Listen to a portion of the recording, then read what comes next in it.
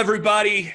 This is Gary Horde, and this is the NWA, the podcast celebrating the past, present, future, history, legacy, and tradition of the greatest pro wrestling entity of all time, the National Wrestling Alliance. And I'm just one of your hosts, though, because I'm also here joined by the great Dr. Rob Stinson. Doctor. Thank you. Appreciate that promotion for the great. We were going to try to avoid the doc thing, or you've told us not to use it sometimes, but then it feels like everybody just likes calling you doc or doctor or something. It is what it is. And also, as always, although this is the NWA weekly show, we are joined by Hey It's Will.Daily, Will Martin. What's going on, everybody? My favorite wrestling move is the drop toe hold. That is good. Is that how we're supposed to intro, with our favorite wrestling move? Oh, I don't know. That's just how I introduce myself to everyone. I've always liked the Scandinavian two-toe Gredunza. Okay. Can you describe what that move is? I don't know, but it was on Chris Jericho's list of his 1,001 holds, and I'm not seeing it. I'm not seeing it here. Nice. Oh, nice. If you can't see right now, we'll head back over to Will Martin there. He is sporting Brian Solomon's Pro Wrestling FAQ. Will, I see you got a copy. Absolutely. And I can't put this over enough. I've had it for 2 days, and it's already the best book I've ever purchased. So I just wanted to start with putting over first the drop toe hold as a wrestling move, and then this book. That's amazing. If you look on 249, underneath the Revolution is televised, you will find a reference to the Scandinavian two-toe Gredunza. Oh, I must not have gotten that far yet. Yeah. Well, I feel a little left out because my Pro Wrestling FAQ book is in another room. But I will say that I purchased it on Kindle and then purchased it in paperback just so I can have a physical copy. But to prove I'm a true wrestling fan, I did grab the nearest book to me, and it is this book about the Mid-Atlantic Championship. Oh, okay. I do have that book. It's got the Nature Boy on the back there. It's very nice. Who wrote that book? Dick Bourne. Oh, Bourne. Yeah. I know that name. Yeah, somebody actually, one of the listeners gifted that to me at one point. Man, at some point, are Will and I going to start getting gifted things? No. Or not? No, it'll just be Gary. Yeah, hopefully. That's the idea. Unless it's something, if it's something I already have, then I'll send it to you. Speaking of something I have, something I have, I can send it to you, Rob. I was going to actually tell you about it. Is this podcast is sponsored by Manscaped.com, and they did send me a lovely package the other day. That's poor choice of words, I feel like. When talking about perfect choice, actually. But if you care about packages and you want to take care of yours, Manscaped has got you covered. They have a very nice device called the Lawnmower 3.0, and that thing is special. It has a ceramic blade, so nicks and cuts on your junk are a thing of the past. Manscaped.com. If you use the code NWAPOD, P-O-D, then you get 20% off and free shipping. And that was unintended as a commercial, but they did send a new one to me that I already had one, so I can send that to you, Rob. I'll just send that to you. He's going to send you the old one. I'm so humbled that you thought of me with that because, I know that my reputation precedes this podcast. I'm so humble. Thank you. Well, it's just since Tanya and I have become Twitter friends, we've learned a lot about areas that need trimming and grooming and that sort of thing. So it's so uncalled for. Oh, hope you're following us on Twitter at the NWA Pod or rstinson4 at Hey It's Will and at This Is Gary Horde. If you are, then you've probably seen Rob's beautiful wife all weekend long. It was her birthday, and Rob has been posting pictures and getting love from everybody because he's been showing off his wife, not because of Rob. Right. Yeah. You seemed so bummed out. You were so joyful before that. And it was like I finally broke you. I was like, man, I posted this amazing Nick Aldis video and got 17,000 impressions. You get 10, and that's to date. You got 10,000 impressions in one day. you're fired. Oh, well, it's good to see you guys. It's Rob's been gone, and we've had a busy week in the NWA, a busy week in wrestling in general, and we're going to try to cover it because that's what we do here on This Is the NWA Weekly. We talk about all of these things. Our main focus usually is going to be bringing to you all of these stuff that you might have missed in the world of the NWA, all the content produced by the NWA talent and the NWA fans, but also just anything relevant we feel like talking about. Now that Carnyland has started, fellas, we are promised to always have something to talk about. That they are steady producing things. But I guess I'll start with an easy one, lob it to you real quick. Kamille is somebody who's been producing stuff, 2 things this week, and not even part of Carnyland. I don't know why they're not just using it for Carnyland or something. Like, they should just probably throw it in there since she's already doing her thing. But Kamille put out a video on tie-dye. It's like crafts with Kamille. She did a tiny face video. Did you guys catch either and or both of those? Mm-hmm. I saw the tiny face one. I don't know what it is about this tiny face craze that it's like I hate it, but I can't not watch. It's so entertaining to me. I don't know why. Yeah, I love seeing her be less serious and all that. And the tie-dye one, that was dope, man. And the only thing I was thinking was like, man, my shirts cost me $29.99, man. I'm not even going to try to experiment on my shirts. Dude, I thought the same exact thing, but do you know what? My wife just ordered those kits. Like, just from watching the Kamille video, she just ordered the craft kits, the exact same craft kits that Kamille has, and she wants to do it to her NWA shirt. So the next time she goes to one of the events, she has the tie-dyed power shirt or whatever, just like Kamille and Tom made. So good for them. They sold something. My takeaway for – go ahead. I'm sorry, Rob. I'm sorry. Patreon supporters and council members, we can get those shirts for – I think 25% off once a month, but still, I treasure my shirts. I'd be the one to jack that up. So, yeah, I don't know anything about tie dyeing, and that's not interesting to me. I enjoyed watching them. My biggest takeaway from the video was I thought Tom was super funny. Like, he has a very dry sense of humor, and he was just him playing around with the camera and getting his camera angles and stuff. And like, he seemed like he was having a good time.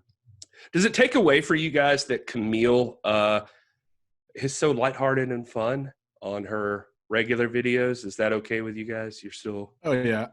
I love it. I mean, I think Rob said this a second ago, but, to me, it almost adds another layer to her character to know that, like, she's that talented to come out there and be that convincing in her role, in her gimmick.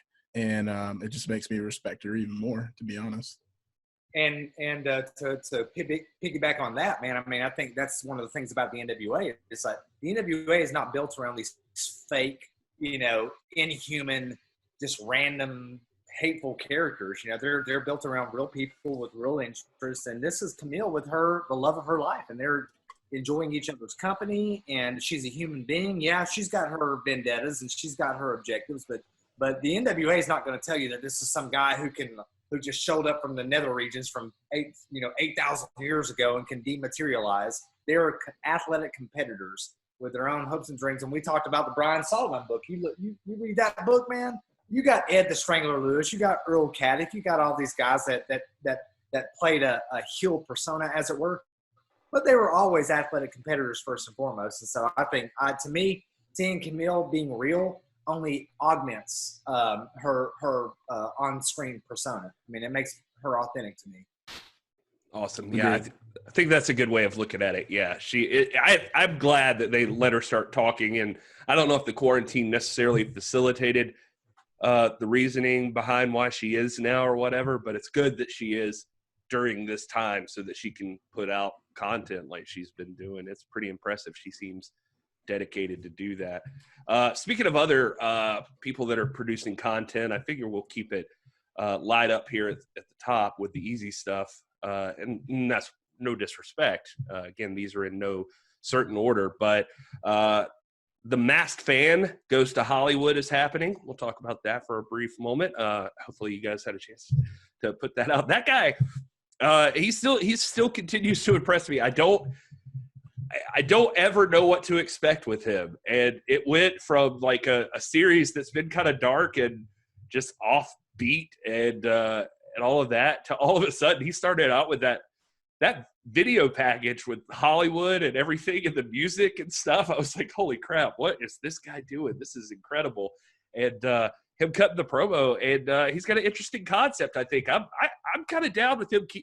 He had talked about at one point unmasking, and I'm kind of happy he chose not to do that. Like, it's kind of cool for his gimmick to just keep that mask, and he's taking a different approach than most. He's doing this championship wrestling from Hollywood recap, or just like reviewing matches, and his first one's going to be Sensei Question Mark versus I wrote down the name here, Jervis Cottonbelly, Gentleman Jervis. That's what I was trying to think of. I have not seen this match, but I'm excited to see it with the Masked Fans take. What do you guys think about this? So I watched all of his videos today for the first time, just all back to back. Loved it. So great. I mean, I love that we are part of a community where fans are creating stuff like this. And the latest one, the one you're referencing, Going to Hollywood, Championship Wrestling from Hollywood, it actually made me want to watch Championship Wrestling from Hollywood. Not that I didn't before, but it just, it hasn't been on my radar as something to like really dive into. And so, I mean, his promo for it put it over in my mind. So I'm all in. I'm ready. I think he said Thursday he's going to do the watch along. So yeah, man, I'll be there for that. Man, I am a huge Masked fan, and I think the content that he has put out with the Free the Mask series is so important, especially we got a little taste of that this week with some of the tragedies that have happened to our community and all that. But he's putting out an important message, and I really support him. And what I really want to see, though, man, I like this sort of lighter take with the whole Masked Fan Goes to Hollywood. And what I envision, I would love to see like a Mystery Science Theater 2000 type, where you've got his little silhouette there and he's just like commenting. I would love to see that, man. I think he'd be perfect for it. That would be a lot of fun. Big Masked fan. Yeah. So props to you, Masked Fan. You're doing some good stuff. Speaking of Championship Wrestling from Hollywood, it's worth noting I saw earlier too that our buddy over at the Alliance blog, Jason Cayley, is going to be doing an interview with David Marquez at 5 p.m. on Monday the 25th. So, yeah, to probably when this drops, I guess. Same day, 5 o'clock. So, yeah, I got real excited because I saw that he set that as a premiere on Saturday. And it was Saturday early afternoon, and it was said 5 p.m. And I was like, oh, sweet. And so 5 p.m. rolled around, and I logged on, and I was like, oh, he's late. What's going on? And then I was like, oh, Monday. It's like, it said like 80 hours from now or something like that. I was like, oh, fail, So I was pumped about it Saturday, and I'm getting even more pumped about it as it gets closer. Yeah, we kind of talked about him on the last live show, just interviewing Marquez, and it was like he doubled down and went after him and got him. So that's cool. I'm interested to see what those guys talk about. The other easy one this week would have been Thunder Rosa. I saw her video. She had a workout video with her dog Drago, which is a fun name for a dog. But mainly just her working out and the dog interrupting her. That was pretty much what the video was about. So it's pretty light, easy-going video. I will say that the big takeaway I got from that video was that we were talking about the Quarantine 15 earlier. Will, there really are no excuses at the end of the day, because Thunder Rosa is kicking ass in her apartment, just in like a small area, and doing Zoom workout classes on her cell phone. Like it's like, all right, this is a different kind of person. I think she had a quote in the video that all you need is will and the want to do what you need to do. And she just talked about just making it happen for herself. And I don't even know that she was even trying to make like a motivational video, but as I was watching, I was like, oh, I am such a fat, lazy bastard. Like I gotta start doing something. Sounds like you were motivated. Well, it's motivated to change it. That's the idea, right? Like, it's like, all right, I'm making excuses every day about like, I don't really feel like doing it. And I'm like, Thunder Rosa's like competing at top levels everywhere she goes. So how many hours of content did This Is the NWA pod drop this week? We'll put it out. You're taking advantage, and that's what I love about Thunder Rosa is, like, you know, my wife and I talk about this all the time. It's like this crisis is going to really bring to light two different kinds of mentalities: those who take advantage of the situation and those who succumb to it. And Gary, you have taken advantage of this. Hey, it's Will obviously has. Thunder Rosa, and I think I immediately think of Thunder Rosa and Kamille. These women have taken advantage of this situation. They are putting out content like beasts every day. Part of me like really loves the mystery of Thunder Rosa with the paint and the drums and all that. But I've really enjoyed getting into her life and getting to know her.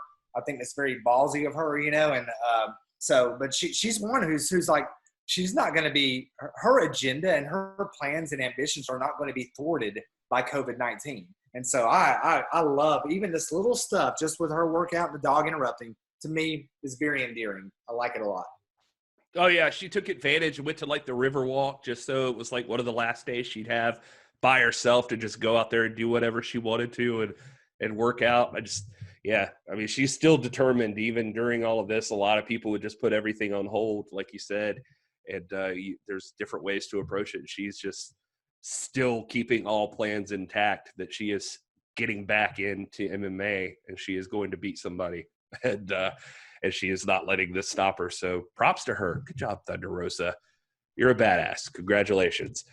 All right, fellas, we've got, so the big news, obviously, as far as entertaining, happy news, is that Carnyland dropped this week on Tuesday. We did a live after show talking specifically about the Tuesday Carnyland. So if you're looking for more discussion of that, I think we'll probably just direct you back to that video. You can get our feedback like directly afterwards. Obviously, if there's anything we want to add, feel free. But I'll let one of you take the direction from here. Since Carnyland dropped, we found out this was like going to be a weekly thing. And so on Thursday, there was Inside the NWA. Or no, on Wednesday, there was Inside the NWA. Thursday, there was the Eli Drake show. Friday was supposed to be Girl Power, but I've seen somewhere that apparently starts next week. Is Girl Power, so no Girl Power. And if you're a Patreon member, as of Sunday, and when you're watching this, maybe today at noon, What's Causin Aldis drops. So what do you guys want to do? You want to take that in order, or do you want to just talk about one or the other? Any preference? Yeah, why not? Let's just go in order, man. All right, so we will talk about the Inside the NWA. This was an interview with Joe Galley talking to David Lagana and William Patrick Corgan. And that's basically straightforward. That's all it is. Now, I didn't get any real clarity on, is it supposed to be them every week, or it's just like a different person every week and they're talking about it? Is it always going to be Joe Galley interviewing? I don't think, if they said that, I didn't catch it. But for what it's worth, it was a legitimate inside look at the NWA. I was very impressed with the amount of transparency on this show. Will, what do you think of it? Yeah, man, I was very impressed with it. I mean, as I was watching it, obviously, Billy Corgan, growing up with him as such an inspiration just in music, and now as an owner of professional wrestling, hearing directly from him was just, as an NWA fan, was just really cool. I mean, you don't get that a lot. I mean, if you want to compare it, it's not apples to apples, but you compare it to the WWE. I mean, you don't get sit-down interviews with Vince McMahon where he is the company owner. You get the character, the on-screen character. But it was really refreshing to see both he and Lagana in that light. And I know we've talked to Lagana on this show before, but to hear them together talking about, the direction of the company, why they have made the decisions that they've made, what they foresee in the future, and, where this Carnyland stuff came about. Like, that was just really enlightening to me, especially as a new fan, because it just brought me another level in knowing that, hey, here's the ownership of this company that I love. And they're just, I mean, they're, I don't know the vibe you guys got, but I didn't really get any kind of vibe that anything was off limits. I was actually kind of shocked at some of the questions Gally asked, and I'm not dumb enough to think that Lagana and Corgan didn't know the questions beforehand. So, I mean, the fact that they went in with basically no filter, was really cool to me. I mean, it just gave me another layer of trust in the leadership of the NWA. Yeah, I agree 100%, man. This was Joe Gally, the journalist, the newsman, and we were tweeting because we're all Patreon members here. We're all councilmen, and we were tweeting before this was made to the public, and Gary was saying, man, this Joker is not holding anything back. He's asking serious questions about how much money has been lost, about, future plans, about Ken Anderson. And we got some really good insight about that. It was really, really incredible. I'm going to say there are parts of it that left me a little unsettled, not in the nature of the incisiveness and the interview. I thought we got a lot, but Lagana and Billy Corgan were both on multiple times. I took note, and this may be nothing. Don't take this for anything, but they would say things like, if and when we get back to power. Like, they were throwing out the prospect that we might never get there again. And I'm like, I want my leadership to tell me it's coming. We are committed to this. I know that for Billy, this is not a money-making venture. Of course, money is a factor, in the world that we live in. But this is a passion project, and they do this because they love the National Wrestling Alliance. But the if and when, or, if we're ever able to do this again, those kinds of things left me a little bit unsettled. Like, gosh, man, don't tease me that we may never be in the studio again. This has been the best thing. You brought me back to life, man, when it comes to my love for wrestling. So, but overall, man, I mean, Carnyland, lots of stuff. You and all three of us heard the Nick Aldis stuff today. It was amazing. But the most important stuff put out this week was that interview by Joe Gally with Lagana and Billy Corgan. Amazing stuff. Rob, this is part of the thing that I love about our dichotomy here, or whatever you want to call it. Just you are a very honest and open person, and I appreciate that, because what you just talked about is something that I remember as I was watching it, thinking in the back of my mind, but I chose to just not. I don't know. I was just not going to bring it up. Like, I was going to step around him. It's like, maybe that was just me. Maybe I just wasn't. I don't know. It was cool to hear you say it too, because actually that stuff did stand out to me as well. I was like, that's how, for anybody who hasn't seen it, it's worth a watch. I mean, they go deep, man. I mean, they, like Will said, maybe they knew the answers, or they knew some of the questions that were coming. But I mean, they straight up tell you how just by not having Crockett Cup 2020, that was like a $500,000 loss for the company. That was expected income they had coming in. So they're like literal numbers they gave, which just blew my mind when somebody said that, and them telling the story about why you're not seeing Ken Anderson and being very open about it, and like a legit story about he was not up front with us, and this is, and this is what happened. This is the backstage scenario. But there was that like little bit of it, just I know that everything is uncertain right now. But yeah, I remember watching and thinking like, wow, like it just seems like there's like somewhere in the back, there's that like small, however minuscule possibility that like, oh, who knows? Maybe it folds, like nobody said that. Nobody, I don't know. It's hard to explain, but I think I'm on the same page with you, Rob, when you're talking about it. Will, did you pick up any of that stuff?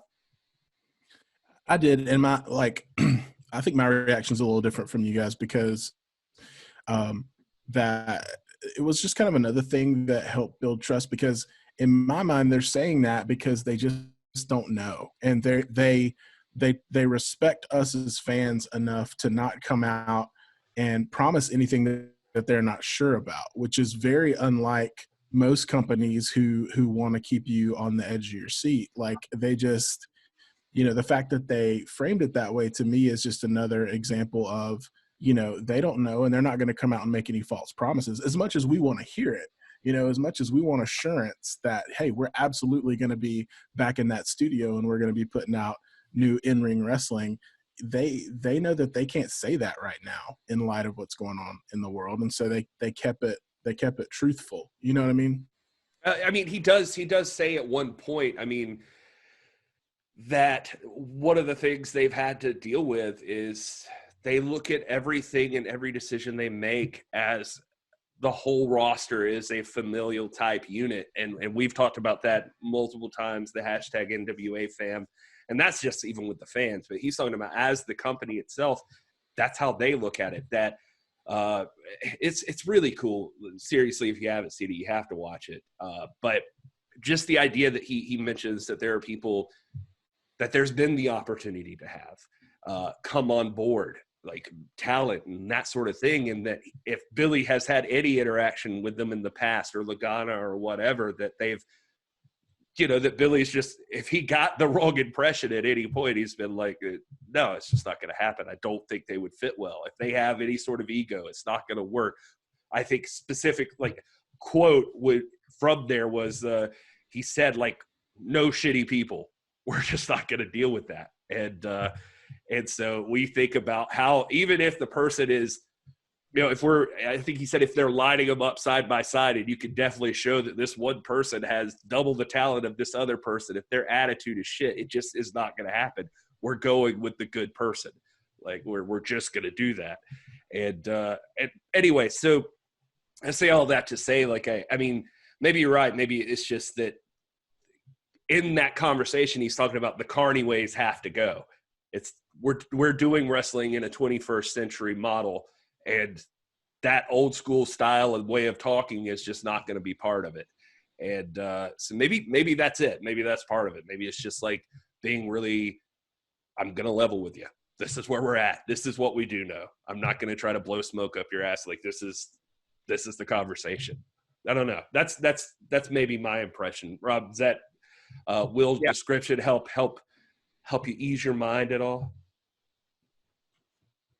Yeah, and again, I think that ultimately, this is not something that's going to defeat us. I think that we will rebound. I believe that. But it was just, I mean, giving a list. I'm in here doing tours, having this on in the background, listening. Like, man, gosh, I wish they wouldn't put it that way. Don't play with my emotions. The studio tapings will come back. They have to come back. We need this. So that's kind of where I was at. Yeah, he talked about some things in there too, and this is why I saved this stuff towards now, because I was like, we could at least bust out the easy, quick stuff, because there was a lot I took out of this one. And one of the things I appreciated too was just like the thought process is going through their minds, like as far as what the future of all of this looks like, when it's things that I would not think of as just a casual or like a fan watching this. Just for instance, like Joe Galley bringing up the idea of the story with China and how big of a deal that was, and what are the chances of that happening? And Billy's like, well, they're saying potentially international travel is like 3 to 5 years off for like a normal thing. Like, so who knows, like who knows when that's going to happen, and what's it mean? Like, if they're going to have temperature checks to even get on a plane, like what if your temperature's running high? How hard does that make it for booking talent? Like 2 months out for a show that you're going to be doing, and all of a sudden that talent can't board the plane because their temperature ran high that day or something. And it was just like, he's like, there's just a lot of absurdities and weirdness that are going around right now. And he's just like, he's like, you just don't know. And it was little things like that he mentioned, like I had not thought of, which made it interesting for me. The world's title has been defended in China one time, and Nick Aldis did that against Colt Cabana. So I'm not afraid of, not being able to board a plane to China. I think that ultimately in a free society, we cannot refrain from commerce permanently. We're going to have to begin to engage in commerce and be much more, it's one of those things where I was listening to somebody on NPR the other day. I can't remember who it was, but she was like, we don't need to let, and I don't want to stray political here, so stop me if I cross the line here, but she was like, it's not the best idea to let medical professionals, and my wife is a medical professional, but it's not the best idea to let those people set policy because they're always going to be the most restrictive. They're always going to tell you do the most absolutely healthy thing. But America's built on risk taking, and you have to. At anything you do in life, there's a certain amount of personal risk you assume, and that goes the same here with if you're an at-risk population, maybe you need to take these precautions in life before you can't shut down commerce. I mean, commerce is integral to humanity, and I expect the world to resume things in the near future, sooner than later. And if it's just a matter of the National Wrestling Alliance World Championship being defended in the United States and people coming here, that at least is something. But as far as getting on a plane to China, we've only ever done that once. So, in the history of the National Wrestling, anyway. I don't think that strays too far into it. It reminded me of, and again, will they have to moderate? It made me think of interaction. I was watching like the last Senate hearing with Dr. Fauci with this whole thing, and that comment you made me think of an interaction he had with Rand Paul. And this is not straying on either side politically. I'm just saying this is an interaction that they had. Is that Dr. Fauci's delivering all this information about being cautious, and this is what we know, this is this, and blah, blah, blah. And Rand Paul saying, like, with respect, I respect you for who you are and what you do, but you're also not the end all be all. We have people up here to make policy and blah, blah, blah. But even Dr. Fauci's like, well, also with respect, I know what I'm here to do, and I am just telling you the part that I can tell you. I'm not making policy, and I can just tell you the risk and try to deliver as much medical information as I can. So anyway, all that to say, it was interesting to see those two interact too. They were like, yeah, I'm the doctor. I'm telling you the doctor stuff. You're the policymaker. You guys figure that part out. Well, at least in that hearing, Fauci said, you cannot shut down the economy permanently without doing irreparable damage. He said that, in that same hearing. So, even him, a healthcare professional, is saying, look, man, at some point, we have to resume life. We have to resume commerce. This is one of the features of a free society and being a human being. So, And I think it starts with wrestling. Absolutely. It does. The world needs wrestling to go. Will, did you want to weigh on anything political here before we move on? Well, I mean, Drake. Yeah. God, so, yeah, you're right. I mean, I would just say, and this is not at all meant to sound belittling to this pandemic in any way, but I think there's a certain amount of risk involved in anything that you do. And every time you get on an airplane, that's a risk, whether there's a pandemic or not. Or every time you get on the highway. And so, again, not trying to belittle the fact that this pandemic is real. But I think there is going to come a point, probably sooner rather than later, where it's going to be considered a risk, and people hopefully will have the choice whether they want to take a risk or not. And if someone is a professional wrestler and they have an opportunity, and they follow all the protocol, and they, as a human, decide to take that risk, then I think we'll start seeing that stuff. I think the 3 to 5 year, I think I don't think that's realistic. I don't think we're going to see that in our society because, as Rob said, I mean, stuff's got to open back up. Life has to resume. It may look different. People may act different. Some people may choose to stay home, and that's great. That's fun. Like, my family will make our own decisions, and your family will make their own decisions. And that's just how society is going to be. But I think at some point that is going to become a decision that it is made by individuals, not by, policy. Yeah, I think you're right. I think at a certain point you have to let people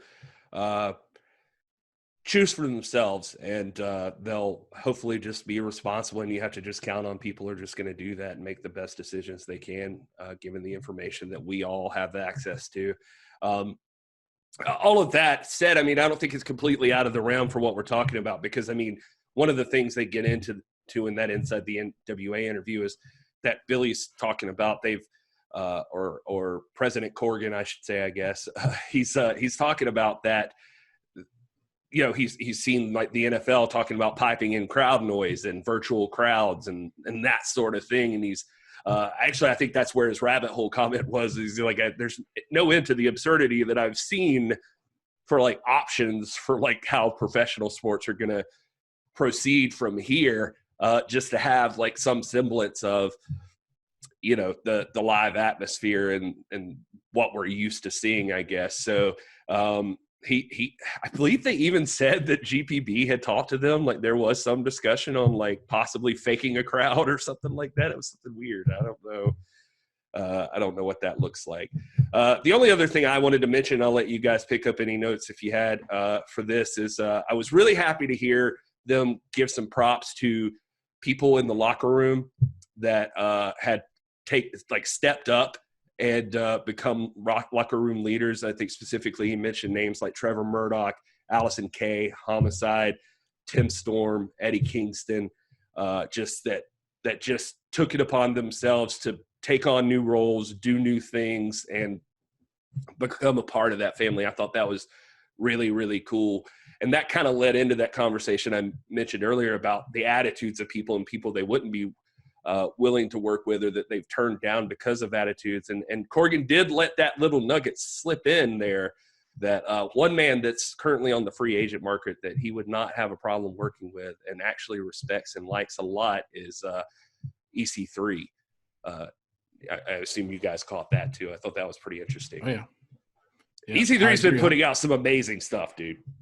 Yeah, I was gonna say, man, I agree 100%. I mean, he since his release from WWE, he's just kind of taking the bull by the horns, man. And he said, okay, that's fine. I'll be a free agent and I'll just come out here and put out my own stuff. And he's almost like reinvented himself, at least in my mind. And that's exactly the mold of an NWA wrestler. So who knows? Yeah, 100% agree, man. I mean, they put over the people they need to put over in that interview, and then EC3, man. I mean, you got the listeners. You heard it here first. He will end up in the NWA. It's going to happen. It has to. It's destiny. 100%. All right, that's bold. It's bold, but I'll tell you what, Rob. We're actually on the same page, because wife doesn't know it yet, but I got caught up in the video he put out most recently, just about control your own narrative, and just that whole thing. And I hit up that website. I bought a t-shirt, so I'm kind of counting on I think I'm counting on EC3 showing up. So I don't know. I bought the control your narrative t-shirt. I like that whole phrase. I really dug that, man. And I dig people that just are like you said, taking the bull by the horns and making something out of themselves. And this whole, man, his logo's on point with that 3, the slashes or whatever, and just his weird, dark, motivational stuff at the same time. It's I dig it. I would love to see that guy in the NWA for sure. The only other thing to mention, and I swear to God, this is the last thing I will mention about the Inside the NWA, is Joe did ask him if they had anything else that was on the plate, because they talked a little bit about Carnyland and where that came from, and apparently that was part of a whole package deal. I don't think we knew that before, that was offered to TNT. I had heard about this studio show being originally offered to TNT when they were looking for wrestling before AEW came along. But they mentioned that Carnyland was a part of that deal. They wanted something that was sort of a meditation on the wrestling industry as a whole, and kind of played around with it, which is exactly what we're getting now. Corgan said the one thing he could tell him is that there was like a deep dive series they had in the back of their mind that could be down the road. Now, I don't know what that means, like a deep dive series, but I thought that was kind of interesting. Yeah, I don't that comment didn't stick out to me, so I haven't really thought about it. But now that you mention it, yeah, I'm not sure what they meant by that. All right. Well, I was thinking, go ahead, Rob. I'm you'd sorry. interview. Oh no, I remember that. Actually, that's on my notes right here. Deep dive, and I was thinking, and I could be way off here, but I was thinking like RF video style shoot interview backstage, really getting into breaking kayfabe, getting into the nitty gritty. I don't know if they'd be that bold to do that, but that's the impression it gave me. Oh, that could be it, man. We'll just have to hang on and find out. If you are a fan of the NWA and you haven't seen the Inside the NWA, it is well worth your time. It is, if you care anything at all about the business of professional wrestling, even, I think it's well worth your time. You're not going to get this kind of access to ownership in any company, much less a WWE or anything like that. So this is kind of a cool thing that they mean it when they say Inside the NWA. It was very, very cool. So here, let's go. I guess we'll just jump to the next day, and let's go ahead and tear this group apart. We've got the Eli Drake show dropped, and it is, what's that? It's Eli Drake hanging out, talking, and he's I don't know. It's like they just were like, Eli Drake, if you did a show, what would it be? Take it away. I will give him props for this, that Will, I think you've done it. We saw Rob do it at the intro to the Piper's Notes Before Last, and I've done it before, like the Starks interview. Will does it every day. One-man shows in front of the webcam. That's a lot to take in for 5 minutes, much less like if you're putting on an hour. That's I was impressed with that. I was like, this guy kept it going, man. He did keep talking. So I don't know. I've seen comments that some people felt it needed to be structured a little more. Some people really, really loved it. Some people outright hated it. Where'd you guys land on this? I guess I'll start. Let's start it light. I'll throw it to Will first. Well, you know how I feel because I covered it on the Daily Show. I loved it. And I loved it because not necessarily for the content specifically, but because of just the vibe of it. It was real. And again, like you mentioned, I feel the pressure of, let's put a microphone in front of me and let me talk and record it and then put it on the internet. It is not easy, and it is not something that I take lightly. And so there were a few parts in there when I kind of felt his pain, where he was just kind of rambling, and I was like, oh, been there, pull it together, Eli, but I kind of went into it with low expectations, to be honest, which is one reason why I think I liked it more in the end. But he covered so many different things. Every segment of it I didn't love. Everything he said wasn't my favorite. I think the reason that I liked it so much is because, and this is what I covered in my video, he was shooting on WWE, which, I don't like shooting on WWE for the sake of shooting on WWE. I like it when it's not necessary, but when it's warranted. A lot of his sentiment matched yours, it felt like. Exactly. So it was a little bit affirming. So that's a little bit of a selfish. I was like, oh man, I'm not the only one now on the internet saying this stuff, and this guy has the NWA stamp on his stuff. So yeah, well, he's like legitimately a talent. Just to throw that in there, I mean, that's one thing. It's like you're feeling one way as a fan, but also to feel it just checkmarked by a person actually in the business as well. So anyway. Yeah, and I mean, so I've been really worked up lately, especially during this pandemic, of just how it's coming to light that WWE is treating their employees. I've covered news stories where there's employees that it was reported that they hid in their car from Vince McMahon during TV tapings. There's reports that they have not tested a single person in the company for COVID-19, while AEW is testing every performer before they do shows. Just that kind of like care and safety. And then there's the issues with Roman Reigns and Sami Zayn, more so Sami Zayn than anyone else, because he was Intercontinental Champion, and that was stripped because he made the decision for himself and his family that he wasn't going to put himself in danger by coming to work during all this, which they should have respected. And Eli even mentions on his show that they've said, I think he was specifically talking about that, where he said, you know, WWE said, make the decision that you want and there won't be any repercussions. That was a lie. And I think as a publicly traded company who, as I said in my show, really is the face of professional wrestling in the world today, they just got to do better. And so my goal is just to come out and to just urge them to do better, not to put them down. I don't wish to see them fold or go under or anything like that, because, you know, if they do better, we all do better. And right now they're not doing better. They're doing a lot worse. And the headlines that I read about that company are not positive. And so when he talked about that, it struck a chord with me. And I think that's what made me like it even more, because I just felt a connection, you know, with what he was saying, with how I think about wrestling culture. Yeah, I think it's worth saying too, Rob, and I promise I'm not skipping over you, because I'm just building up anticipation. No, I just wanted to mention that Eli Drake has been in the WWE, like he's been in that environment, and so not only is he a person in the business, but he's telling these stories as a person who's experienced them. I mean, he had quite a few, I think, that he tells in his show about the people that he says they're not manning up and not coming to him with criticism or advice, and then he doesn't know a problem, and it's just always like, it's all so shady, I guess is the best word to use. But anyway, Rob, what's your opinion of the Eli Drake show? I guess we'll just throw it to you just like that. Oh man, let me preface this by saying that you guys are my brothers and I love you guys.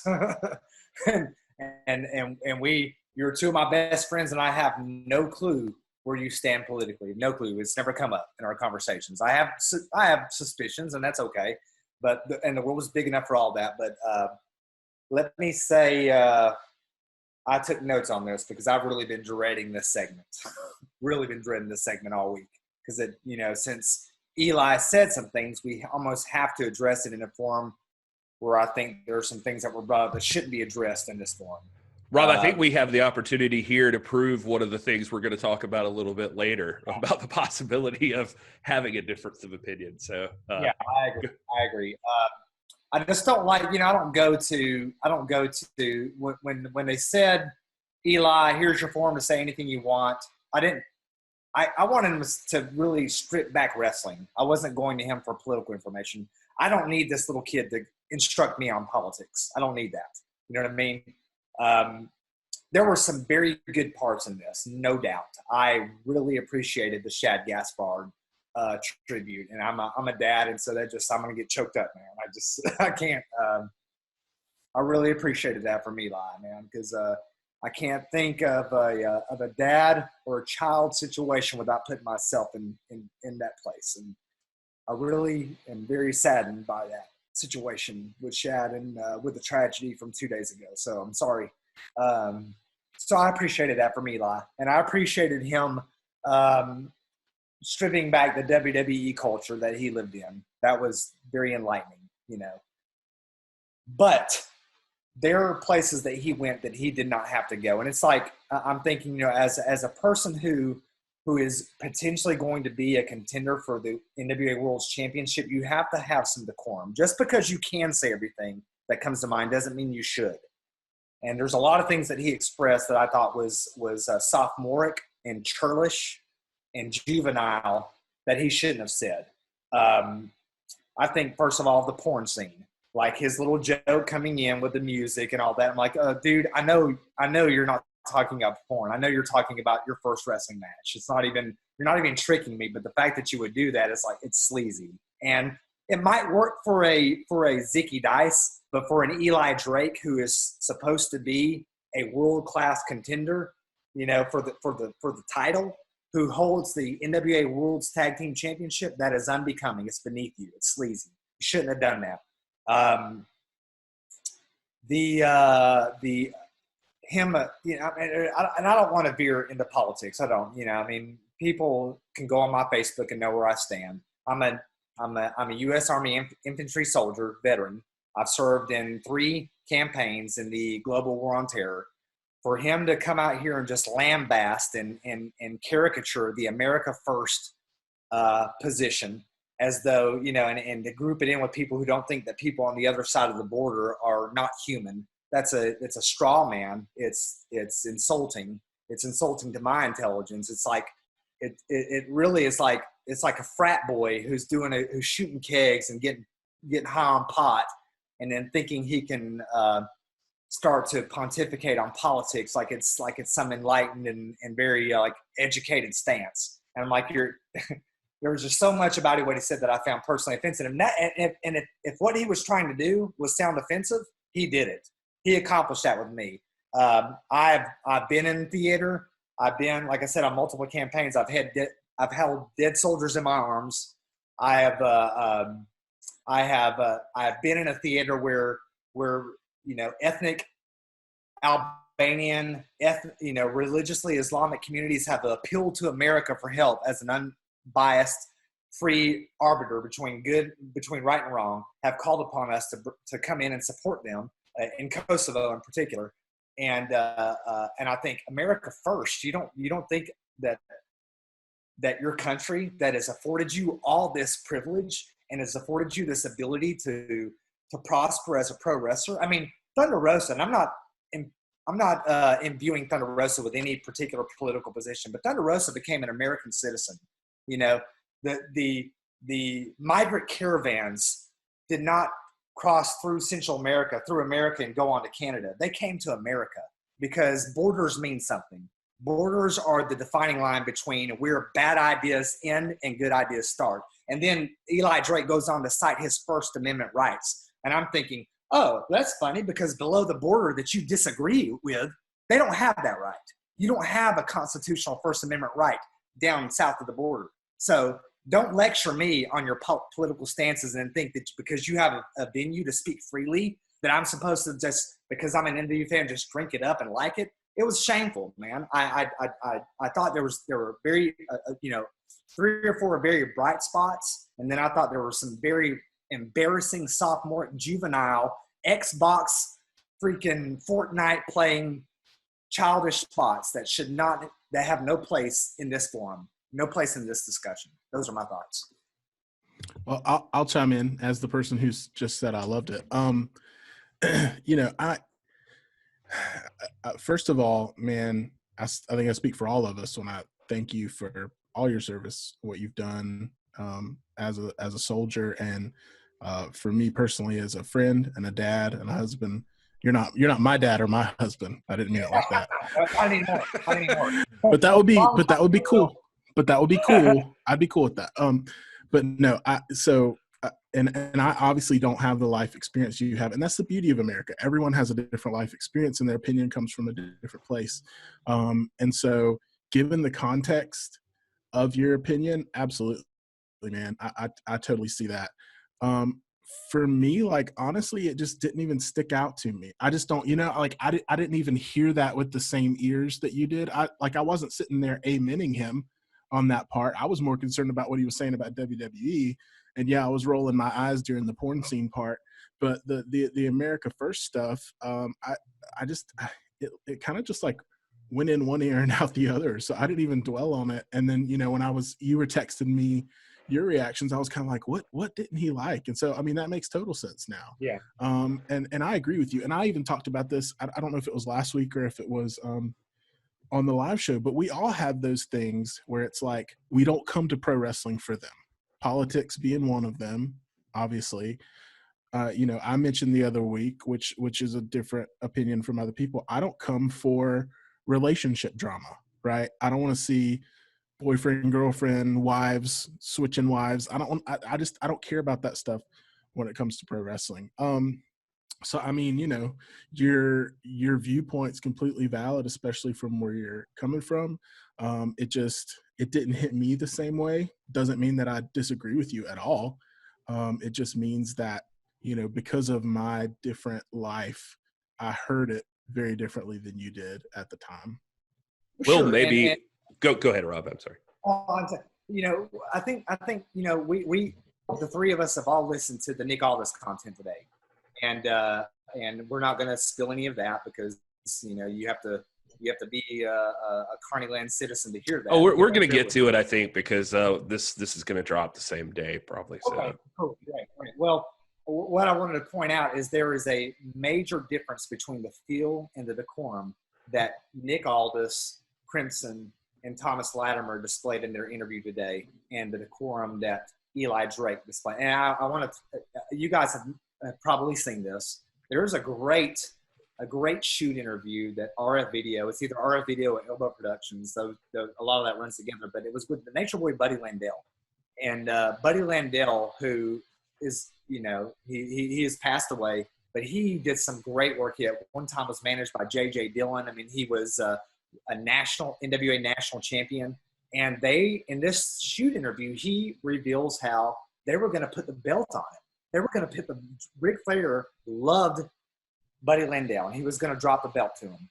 And as the day approached, there was one particular day when Buddy Landell had been out doing things that he shouldn't have been doing, and he was knocked out, passed out, and he missed the call, literally. Like, they called him, hey, you got to be here today. We're going to put the belt on you. He missed the call, and he never got the championship.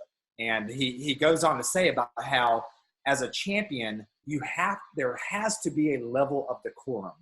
Regardless of what you think, regardless of what you feel, when you're a world champion holding the most prestigious belt in the world, you have to assume the level of a statesman. You have to be everything to everybody. And I think Eli Drake was very churlish, man. He was very juvenile. He was a pothead doing bong hits at a keg party in the show. He did not strike me as someone that would be becoming of the NWA World Championship. Don't get me wrong. I have been saying, and I've said on this show in previous episodes, that I thought that either Tom Latimer or Eli Drake would be the one to take the belt. That opinion has been badly damaged with this last episode with the poor music and the whole America First, and you don't think that anybody on the other side of the border is a human being and this and that. Badly damaged. It was beneath you. It was unnecessary. Just because you can say anything you want to doesn't mean you ought to. And Eli Drake, you need to bite your tongue. If you want to be a world champion, you need to be a statesman. That's all I'll say about that.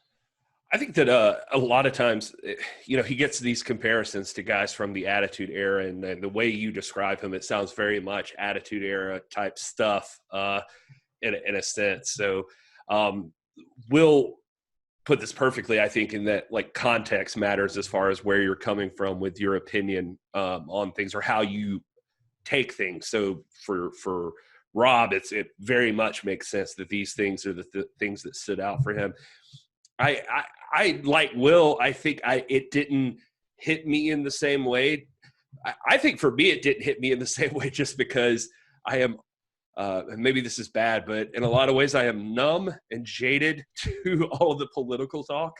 So like his America First thing, like it just felt like like just an off the wall thing that he said. Like it was just like I know that he focused in on it for a minute, but it was just like, you mentioned not knowing our politics.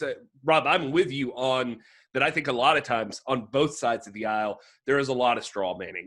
There is a lot of, that's the way people base their arguments, and people would be happy to lump the other side into one specific category. And the world does not work that way. And I know that it doesn't work that way. And there's a whole spectrum of people and their opinions and that sort of thing. So I think that when I heard that, I was just like, okay, well, here we go with that. The porn joke, my thought process on it was early on, like you, I was like, we know you're not talking about your first time having sex. And then my ending thought was, you carried that joke way too long. It was just, that was just kind of how I looked at it. It was like, all right, it's cool, but it would have been cool for like 5 seconds, maybe 10. Yeah. But you did it for like 30. Or can you picture Nick Aldis or Ric Flair or Crimson or Tom Latimer or Josephus or Dusty Rhodes or Ronnie Garvin. Can you picture any of them, credible wrestling statesmen, ever doing that? Can you picture that? And if Eli, and the answer, I can picture Ric Flair doing a lot of things. He did the baby doll thing, but that was kind of thing. But he always pictured, Ric Flair sold himself as a ladies' man, and he did the whole thing with with Precious and all that. But I mean, putting on the porn music and this and that. I mean, these guys were statesmen, and Ric Flair specifically would coach people like Buddy Landell's, like, if you were going to be the world champion, you have to put yourself in a suit. I mean, you even think of guys like, there are people that have compared Eli Drake to Magnum TA. Magnum TA, though, was America's man. He did wear the leather jacket and rode the motorcycle and this and that. But Magnum TA would never be caught dead going here and trying to, like, pull the wool over our eyes and dupe us into thinking that he's talking about his first time ever having sex. I mean, it was just silly. It was sophomore, juvenile. It's frat boy. And I don't have time for that. So I agree that there is a certain amount of tact and prestige that comes along with holding a title, a championship, especially the world's championship. And so it's not the only point I agree with you on, but the biggest point you just made that I agree with you on is it is very unbecoming. And I know it's a big emphasis to be authentic, and I get that. But to your point, I'm sure Nick Aldis has authentic political views, but he knows when and where to talk about them. So I can respect that, and I can tell you, because it added nothing to it for me. It'd be different if, like, I was bought into what he was saying. I was bought into what he was saying when he was shooting on WWE. That's about it. But that was enough to, like, put it over in my mind. But the political stuff, as I said, it was like in one ear and out the other. So it meant nothing to me. So it's definitely not a hill I want to die on. And so, I mean, I'm full on with you on that point. And I think that for me, it added zero to the value of that piece of content. And I think the porn music thing, it was funny, as Gary mentioned, for like maybe 5 seconds. And then tell me about your actual first match. I'd love to know actually how that first match went, like what the behind the scenes stuff. But it was just a really long, drawn out, bad joke. So yeah, I mean, I'm with you on that. Yeah, and at the end of the day, I mean, I have to say, I mean, it's probably the Eli Drake shows.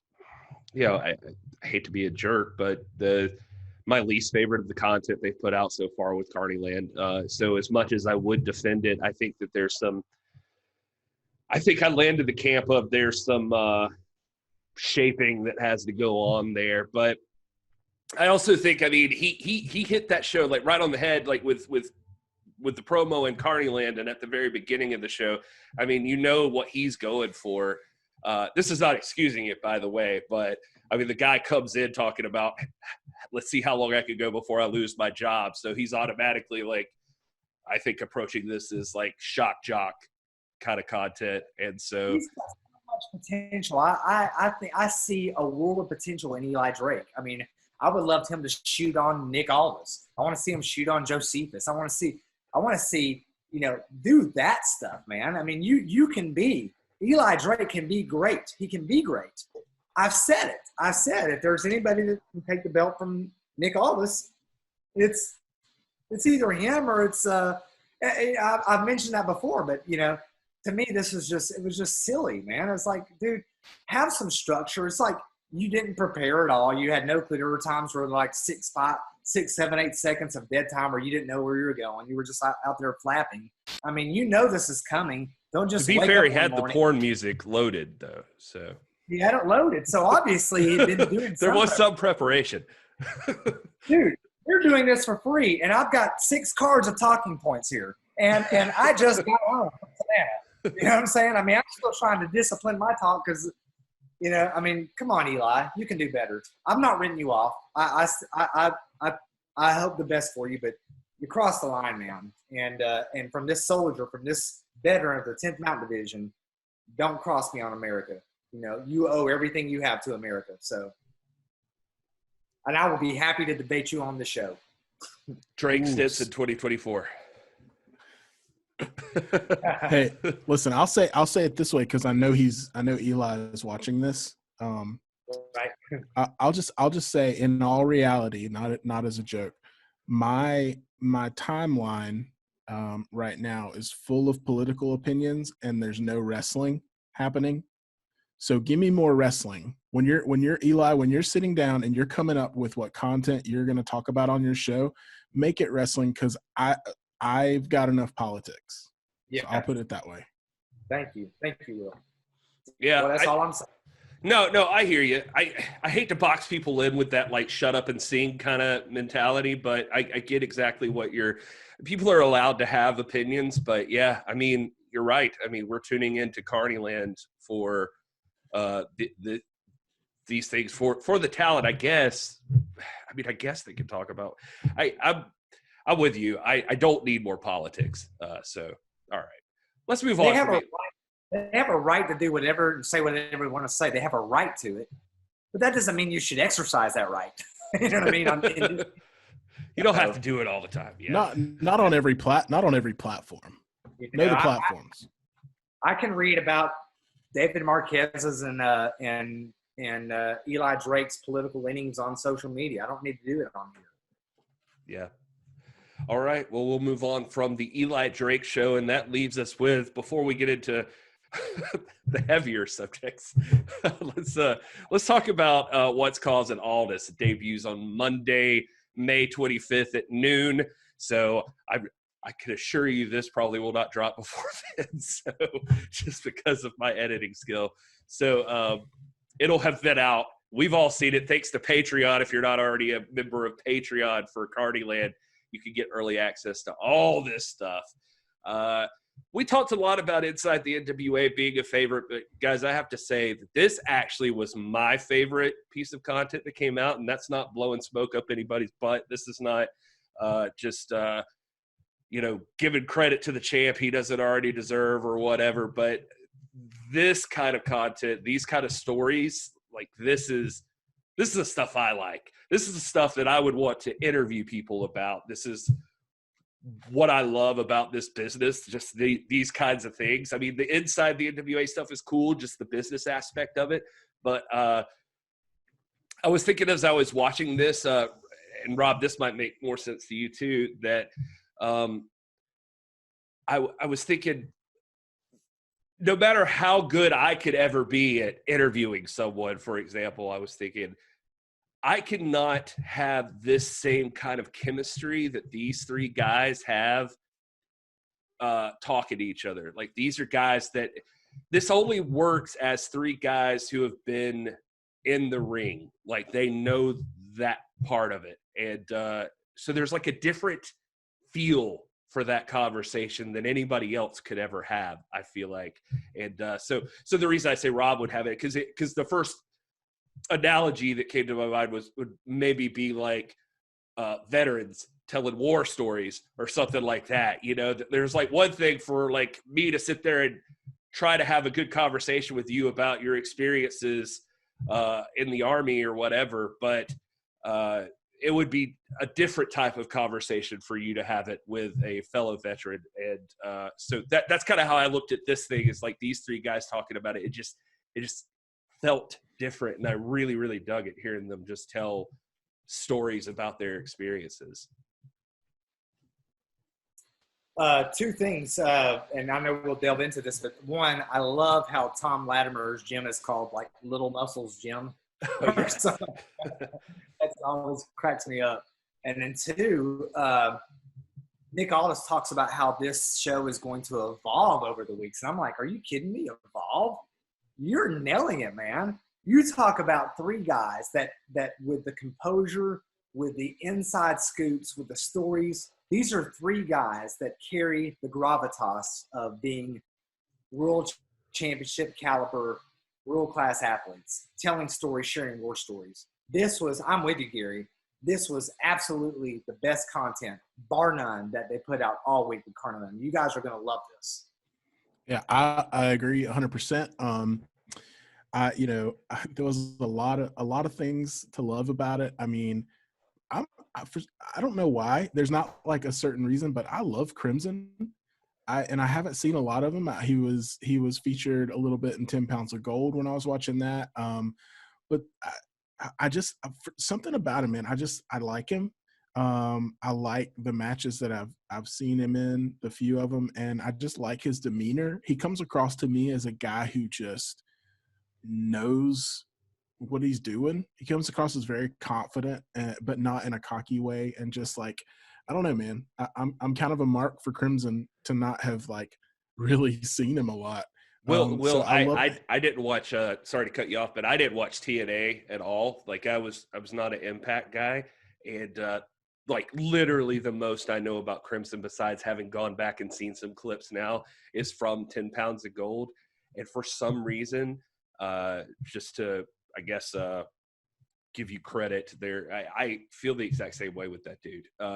He's just got something, man. He's got something that I can't put my finger on. I don't know if it's the look or the way he carries himself, but he's got a big star quality to me. And I've seen a lot of professional wrestling, and I've seen a lot of big stars. At the press conference for Crockett Cup 2019, I pushed my way through people because he was in there, and I wanted to shake his hand. Like I pushed my way through to people, and I was like, Mr. Crimson, can I just shake your hand? I just want you to know, like, I'm a big fan of yours. And I don't know why, I just felt compelled to go tell him. He just seemed like such a real dude. But anyway, I'll let you talk. I'm sorry. Yeah, no, I mean, it's hard to explain. Like I was saying, I just, I've seen a lot of wrestling, and I've seen a lot of big stars. And to me, for some reason, he just jumps out to me. And so I love that he was involved in this. I hope we see a lot more of him as time goes on, especially in the ring eventually. But I loved all the stories. I loved seeing all the gimmicks. I was really not shocked, but surprised how much, they talked about Marty Skrull, Party Marty, and all the references in there. And just, man, he's probably the one that's changed the most. I mean, he looks like I almost didn't recognize him in some of those older photos they were sharing. But man, that's just such a great reminder when you look at guys like those three, how long they've been doing this. And they're young guys. They're not, they're not legends yet. But they've still been like busting it for a long time to get to where they are now. And it just really brings some legitimacy to them as athletes, as wrestlers, as performers, because you get kind of a peek behind the curtain at that evolution of how they've gotten to where they are now. Because I mean, for some of us, like me included, right? I mean, it's a very well-known fact. I'm a baby NWA fan. I have not seen. If you had shown me those three guys sitting in a room, 3 months ago, 4 months ago, I would have known who Nick Aldis was just because I've seen his picture. And the other two guys I wouldn't have known. You would have known. Do what? I said you would have known Tom Latimer. I would not have. Oh, really? I would not have known. I mean, the first time I saw Tom Latimer was as the NWA Tag Team Champion. NWA. I mean, so that was my first exposure to him. My very first words to Tom Latimer. I feel like I keep jumping in. I apologize. I just think it's funny that we're on the same wavelength here, because I was at the meet and greet, like dinner thing they did, and I sat with Royce Isaacs and Tom Latimer and Kamille, and I knew Kamille, and I had no idea who the other two were. And I was sitting there with my wife, and like my literal first interaction is with Tom Latimer, and I was like, "So, what are you guys' names?" Sorry, I don't know who you are. And Tom's just like very matter of factly, like, "I don't know who you are." Yeah. I was like, "All right, fair enough." But anyway. Oh, well, one of those is still true. I'm just kidding. No, I'm just kidding. No, he knows who you are. He's watching this. I know for sure. Oh, yeah, Tom's out there. Anyways. But no, so that just really kind of overtook me as I was watching that, and just gave them even more legitimacy. And it reminded me that I don't know it all when it comes to pro wrestling. And there's people out there right now that the three of us have never heard of, that a year from today we may be talking about in the same light. So don't sleep on anyone. You know what I mean? I mean, everyone's been doing this, not everyone, but a lot of guys have been doing this for a long time. And it's a really good reminder of what it takes to reach that level in this business and to get that respect. They deserve it, you know? Right. Crimson, man, Crimson, your instincts are right, as they always are, Will, when it comes to him. This is a guy that does have major star power. And if he weren't hurt, you know, I mean, he was there for a while, and you alluded to the 10 pounds of gold thing. And this was a guy who was contending for the world championship, and he would be a credible world champion. He and Tom Latimer both would. But I want to say, and Gary and I, we did a show with Brian Solomon, and I filibustered for a while about the metrics, you know, about assessment, and you know, teachers don't like standardized testing, and the best metric that we have is probably the PWI 500. It's not perfect, but it's what we've got. And I want to say it's like when Crimson was at his peak, like globally, it was like 2010 or 11 or 12.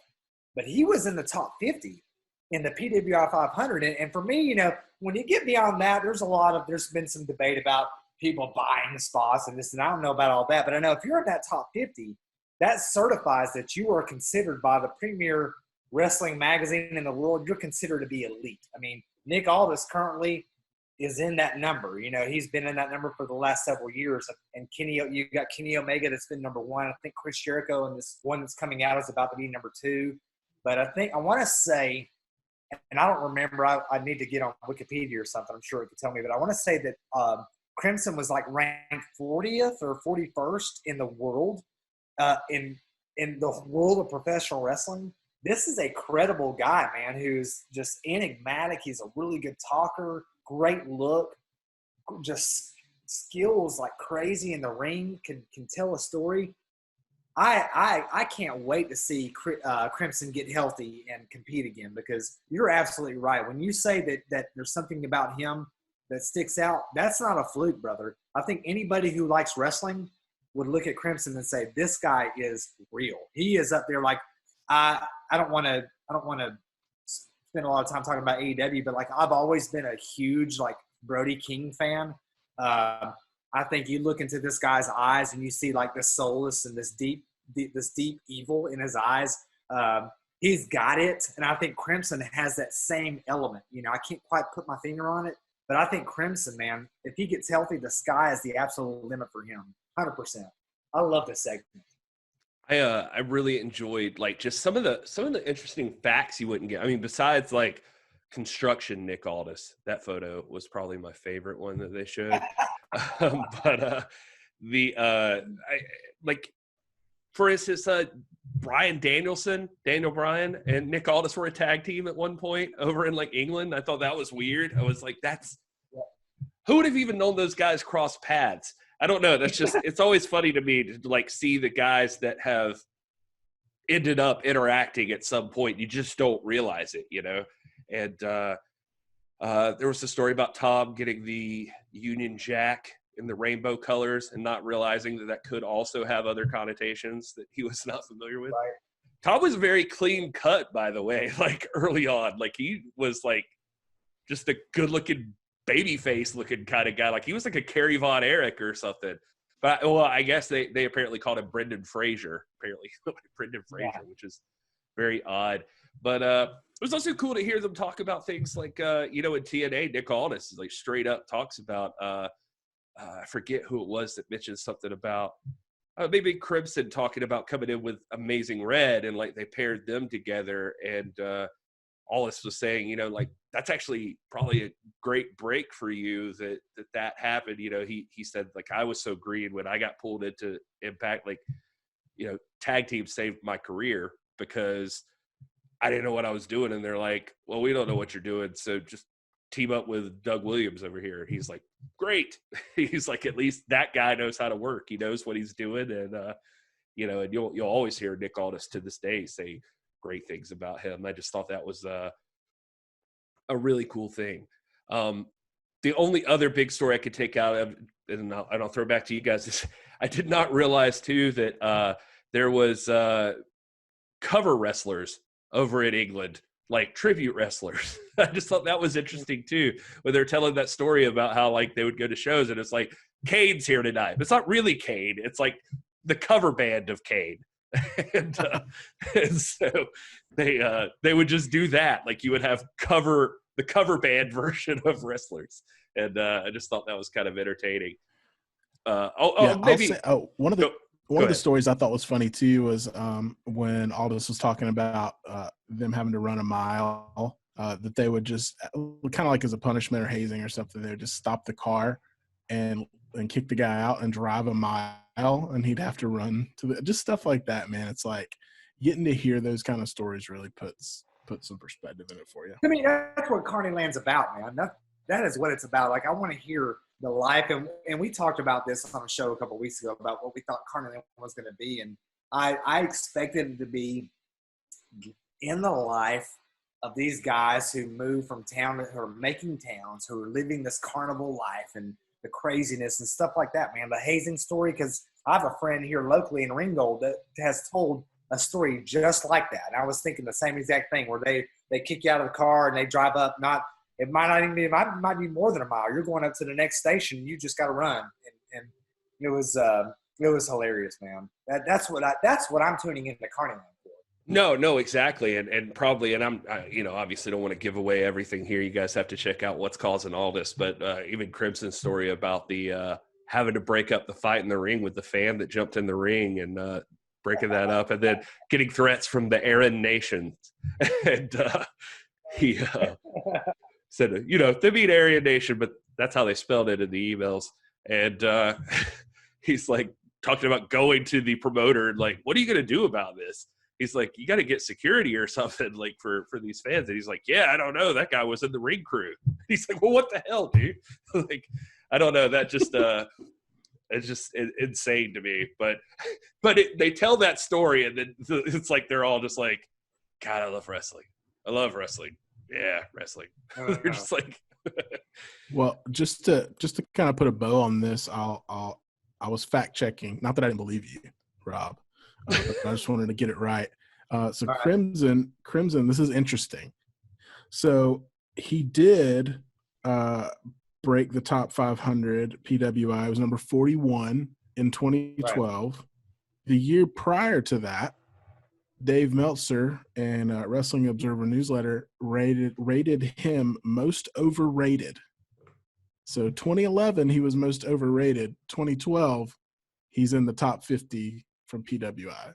I'm going to say right now, if David Meltzer has gained your attention as being underrated or overrated, that's a plus. Let me read you the list of overrated people who have won most overrated from Wrestling Observer. Hulk Hogan. Ever heard of him? Dusty Rhodes. Sid Vicious. Kevin Nash. The Undertaker. Oh, gosh. Triple H. Batista. Kane. Crimson. Randy Orton. Roman Reigns. Kane. I already said Kane. He's on there twice. But just to put it into perspective for you. We got to get Meltzer on this show and take him to task for that. Like, somebody's got to ask him about that. What is that?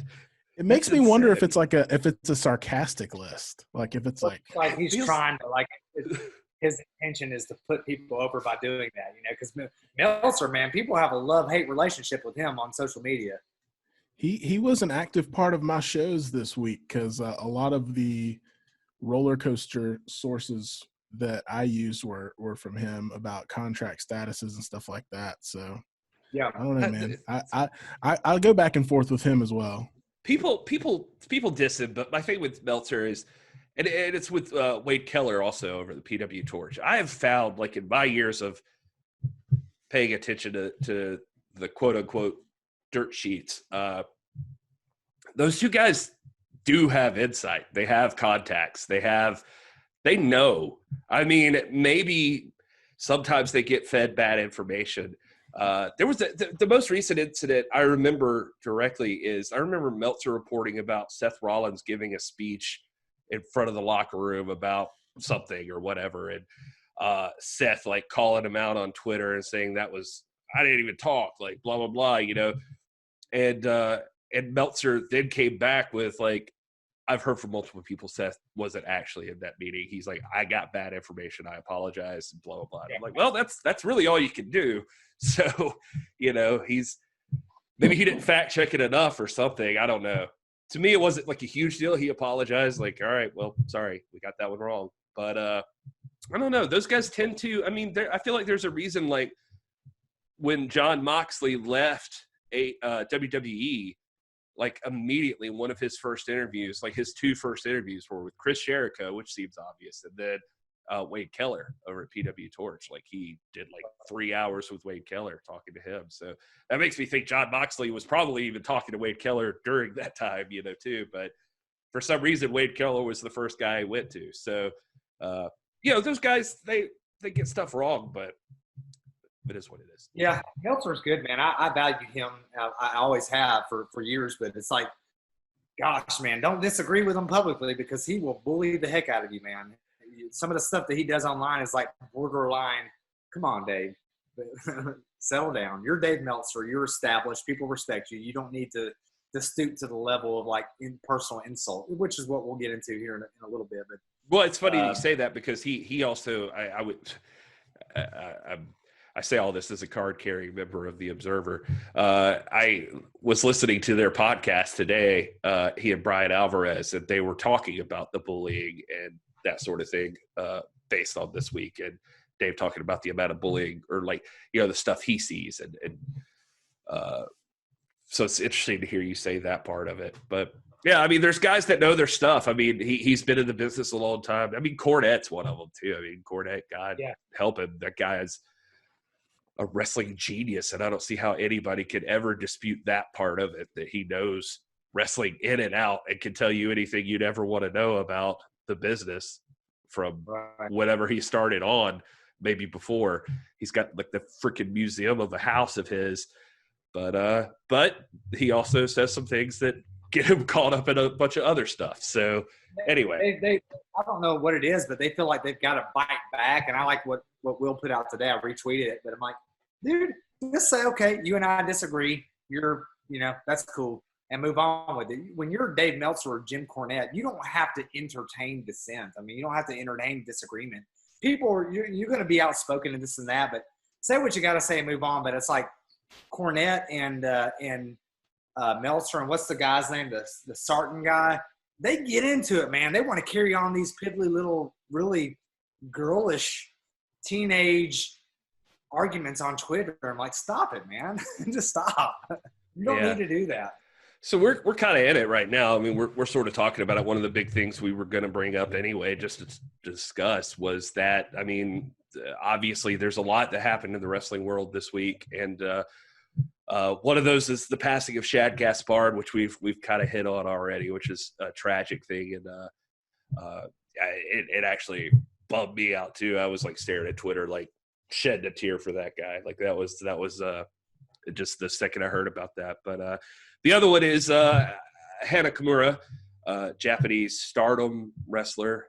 She tragically took her own life this week, and all indications seem to point to that it was a result of online bullying, cyberbullying. My best understanding is it came a lot from a show she was also doing. Terrace House, I think was the name of it. And she apparently had some kind of interaction on there where, not to throw it back to him, but Meltzer kind of mentioned that supposedly from what he had seen, like, she got into it with another dude on there, the Japanese culture being what it is. It was taken a little harsher than it probably would be over here. She like slapped the dude's hat off his head or something and like yelled at him, but it was taken as a sign of disrespect.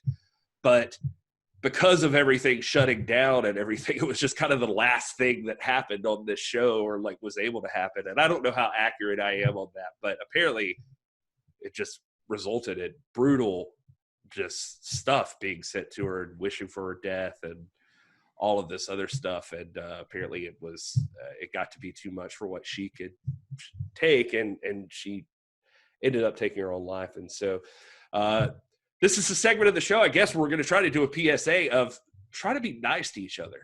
Stop being assholes online. I mean, I don't know. Maybe one of you has a better way to phrase this. It's frustrating, man. And today's been tough just because the fallout of all of this and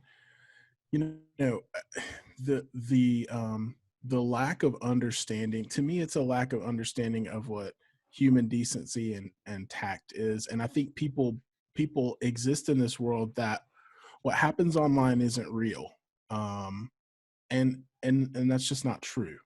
What happens online is real. And sometimes, to be honest, what you say to people online, even as someone that they don't know, sometimes for some reason in this culture, it even carries more weight to them than if someone in real life that they do know said it, because there's like more trust and equity there. And so it's like if a total stranger thinks these terrible things about me, it almost carries more weight. And so there's like this psychological like pull of the things that you say online. And so what it all boils down to is that you can disagree with someone's opinion and you don't have to attack that person personally.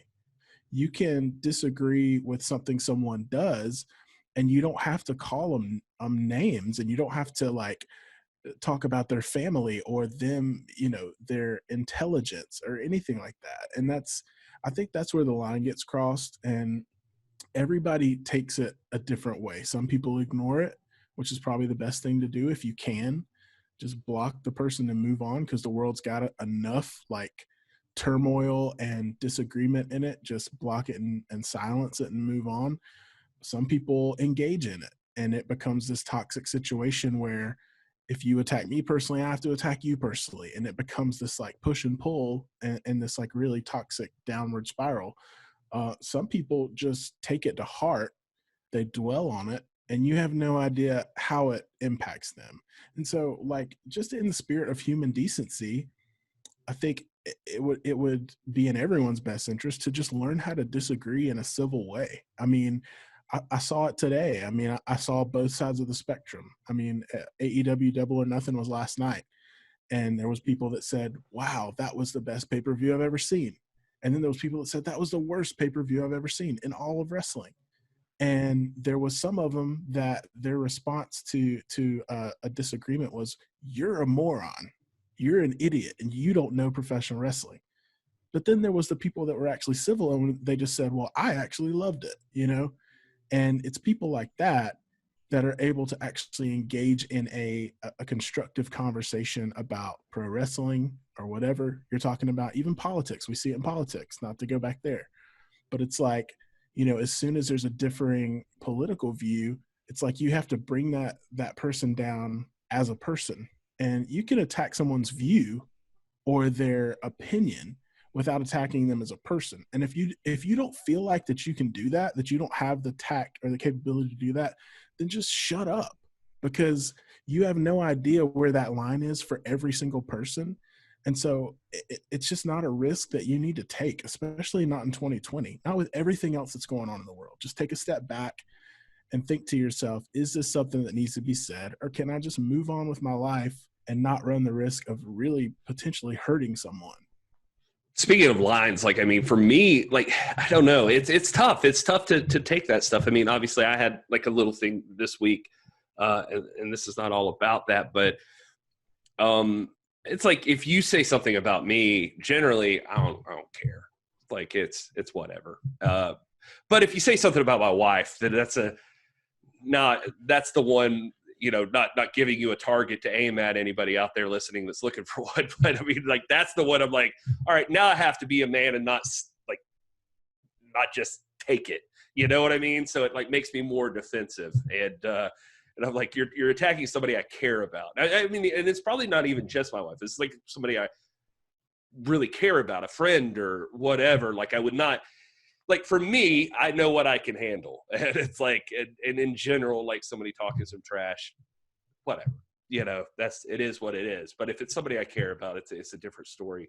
But yeah, like Will said, you don't know what everybody's line is. And I think the big problem is The example I could give right away is if you've been following the YouTube channel, I mean, we've been doing these episode recaps. My friend Maddie that did episode 4 with me, I was talking to her the other day, and I was like, when are we going to keep this going? Like, we should keep it going. Like, I actually got a couple of DMs where people were like, where's Maddie? You should bring Maddie back and do these episode recaps or something. And I'm like, yeah, you're right. Let me ask her. And she had been feeling bad because she had been, I don't know another word, like catty about some of the people on the show. Like, she was just kind of like, she made fun of Trevor Murdoch's facial hair or something at some point. She's like, no, I've been thinking about it, and I thought I was really mean. And like, she was like, it unnecessarily mean, and like, blah, blah, blah. I was like, well, I did not pick up on that. Like, I didn't personally think of that. And she was like, but the more I saw like interaction on Twitter, like,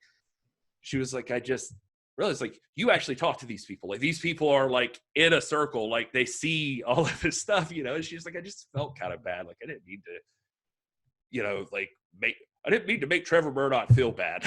Like, you know, like, I'm sure Trevor Murdoch can handle it. But I was like, I guess that's the thing to keep in mind, Maddie, is that, you know, like, these people could see this. You could see them one day. And like, they're real people. And if it's not something you'd be willing to screw around with them about, maybe don't say it. I mean, we're here to be critics in a way, but you know, I don't think we say anything like mean. Like, we're not attacking these people personally. And so we're critiquing like the product that's put out or the content they create and stuff like that, just what we liked and what we didn't like. But I think on Twitter, it gets lost a lot, as I guess where I'm trying to roundabout get to, is that I think people forget that these are real people. Your celebrities and your entertainers, especially, like everybody on the other end of the Twitter is a person, an actual human being. And it's especially, you should remember that with people that seem out of reach, like a wrestler or something like that. Like, they still, you're given a platform where they can see what you're saying, and you don't know what their mental state is when you're doing it. So it pays to not be a dick for no reason. I think one of the most concerning things that I saw was this sentiment, and it was one or two people that I saw. So I don't want to blow it up and make it sound like it's a popular opinion, but people saying, no, bullying is not the problem. The problem is these people don't know how to cope. To me, that's a very, very, very dangerous way to approach life, because that's the same as saying, oh, well, that guy got shot and killed. Well, it wasn't because of the person that killed him. It was because he didn't go get a bulletproof vest before he went to the store that day. Like, it's nonsensical when you boil it down. And so it's this, that's the most detrimental thing I've seen in response to this, is that this idea that, you know, let's not hold people who are bullying responsible. Let's tell everyone else to toughen up. And that's not your place in life. Your place in life is to not tell someone else to toughen up. Your place in life is to be a decent human who respects other people and who is kind. And you can disagree with people without violating any of those things I just mentioned. Right. Yeah. We have to get better at being charitable and considering maybe we don't know everything.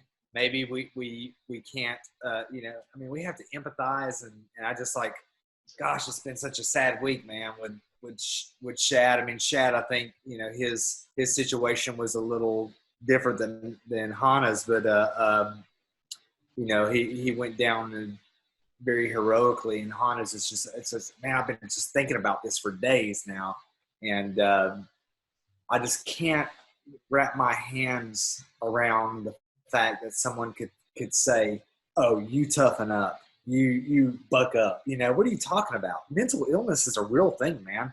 And it's a shame that we're just now starting to kind of get a grasp on that in our culture, because right now intentional wellness and mental health is sort of a trend.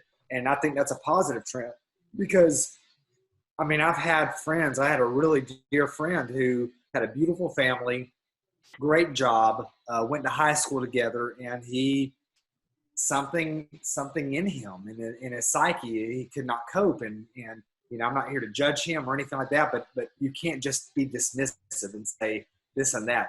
Here, the other thing is like with Hana, and I don't want to skew political here, but you're absolutely right, Gary. I was thinking the same thing about the whole her flipping the hat off of the guy and how people in that culture responded to that. And I'm thinking Eli Drake, if you don't believe that our culture is that our values are worthwhile, do you prefer that where this girl can be driven to suicide because she did something that in our culture would be perfectly applauded? I mean, she's a free woman, a strong, independent woman. She can do that. And because he's a man, that you have to be just abused by that. It just sickens me, man. I don't want to pretend to know everything about the situation, but from my understanding, that was the case. It's like when I saw somebody who was familiar with her from that show talking about it, they were like, well, what did she do? Like, what was the big deal? And they were like, oh no, by our standards, it would be a totally tame thing. Like, it was not even like you wouldn't even notice. Like, we have reality shows that pull way crazier crap all the time. And but they were like, just for some reason in this situation, it was enough to get her all this heat. But the harder thing for me too is like looking back on it is with Shad, his age, he's like in our age range, and it's just like sad to see that happen. But with Hana too, it's like, dude, she's like 22 years old, and that would just sucks for me to see. Like, that just like, to imagine myself at 22, like my mindset, my mind frame, like everything about me was a totally different person than I am today. And it just, to know like that person's life could evolve so much. You never know like where that was headed, like it could have been into so many greater things. I don't know. I think about stuff like that. I'm like, 22, you're still a baby, like you're still not even there yet. My mind's just racing, man. And I don't mean to group Eli Drake in with that or anything. He didn't do that. And his opinions were nowhere near, even involved in that. So I apologize if that's how it's taken, but it's just, to speak to what Will was saying, man, there's no place for it. I mean, like, as adults, if you can't build somebody up, and there's a human being, this is a human being with loved ones who has hopes and dreams, who has ambitions. And obviously this is a talent that we have no clue where she was going to go. And I feel robbed, and I feel just very hurt and very saddened by this. It's just, as a father, anytime you look at somebody, I'm approaching 50 years old, and I look at her and I think of my daughters at that age, and my oldest daughter is approaching that age. And I can't imagine somebody bullying her and pushing her to that point where she felt like her only respite was to end it all. It's very sad, but I did not mean to at all in any way tie Eli Drake and his comments to that. I was just making the point that, this is a culture, because I've heard the same things that you've alluded to, Gary, about the cultural things and the response to the hat hitting and all that. That's the stuff that's something that here would be nondescript. That would never, no one would ever think about it. And there it's like, gosh, man, she did this, and it's just intolerable. I don't get it. Well, at the end of the day, what would be the thing that makes it okay? I don't think there is one, So it's just it. I don't know, man. It just looks, especially if it comes to a guy like a goddamn TV show or like a wrestling match, like we're sitting there talking about the Stadium Stampede from AEW last night. Some people are going to love that stuff, and some people are going to hate it. I guarantee you, I know where Jim Cornette lands, and we obviously know where like Kenny Omega lands on it. So it's like there's opposite ends of the spectrum, and those are probably not the two perfect examples to use of who would have a civil conversation about it. But I mean, just that, if somebody loved it, it's okay. Like, that's their thing. They can love that thing. My wife happened to think it was stupid, and I thought it was funny just because I do #Jennifer notes, and she's just like, this is not wrestling. And this is the stupidest thing I've ever seen. And so I thought it's easy. But like the second you come in and you're just like, this person is clearly stupid and you share half a brain and you're like, well, I'm like, okay, you would not talk to a person that way in real life. Like you just would not. And if you would, you're part of the problem. You're a terrible, terrible person. You're part of the problem if you're doing that online. Right. You portray a nameless, faceless, opinionless goon. So don't come at me with you share a half a brain with Jennifer. Are you kidding me? You shut your ass, to quote Chris Jericho. What was sad about it for me was that I went through, I have a whole Twitter thread. I was tweeting about the show the entire time, and I don't think it was the overly negative tweet thread. I think I was generally pretty positive. I have like multiple tweets praising Hikaru Shida and liked the Cody match. I was, I think I was overly positive or pretty positive about the whole show in general. I just had the one tweet about the Stadium Stampede, which, by the way, I think was kind of stupid. But, Right. Yeah. I mean, Brody Lee this morning sending a shout out, to Moxley. Like that's championship caliber behavior. You know what I mean? That was top notch. There were several bright spots in that pay-per-view. And then there were others that were, again, it's not performance sport. It's not, you shed the semblance of a legitimate competition when you do this, like the Stadium Stampede. But that's my opinion. I'm teachable on it, Well, that was the way I was looking at it. I mean, now we're like diving into that show, but it just, my whole thing is that sure, there's fun parts to this, but how does this work in the overall scheme of things? Like as far as the product you're trying to portray and the audience you're trying to bring in, like, does this work? I think I said to somebody, if we're going to do this, is there anything else you guys want to say about not being an asshole? I think we covered it. Okay. So if go ahead, Rob, I'm sorry. No, I was saying just don't be one. That's all. Yeah. So if you guys do want to talk about something like the Stadium Stampede, I'm not sure you are, but clearly I do because I'm doing it now. But no, my thing was I was telling somebody that like the Hangman Page segment with Jake Hager, like sitting in a bar where they talk and like, you here to fight or you here to drink? Like, what's it matter either way? And they have a drink and then they start fighting. And that whole thing, I was like, that's a pretty cool segment. Like, it was fun, but like back in the day, maybe that would be like, that's the segment. And it's like, they just happen to see each other in a bar. Like that part I could buy, but it's like, you're in a whole like 5-on-5 wrestling match. And it just, I don't know, man. At the end of the day, I was like, I could watch Roadhouse if I want to see like a bunch of bar fights or something. Like if you're looking for legitimate competition, there were a lot of logical flaws in that matchup that did not make sense. Yeah, I watched all of AEW except the Stadium Stampede, which it's funny because then I got up this morning and that was like the most polarizing part of the show. I'm kind of glad I didn't see it, so I didn't feel the need to like push an opinion.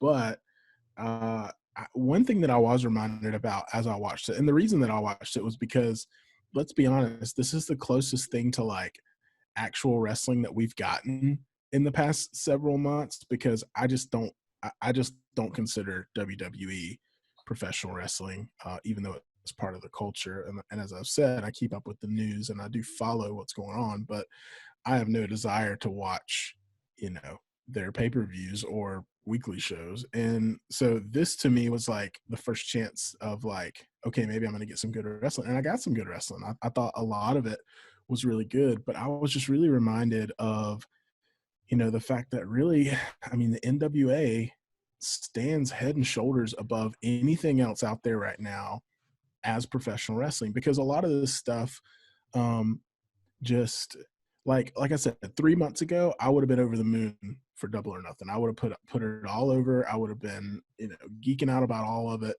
But now that I'm kind of into this NWA fam in this world, and I've been taken back now to the wrestling that I grew up with and why I love pro wrestling, not just going with the most popular best option. It just really it was really differentiated in my mind, and as you said, there was some really bright spots. Sheeta winning the title was awesome. I thought that match was great.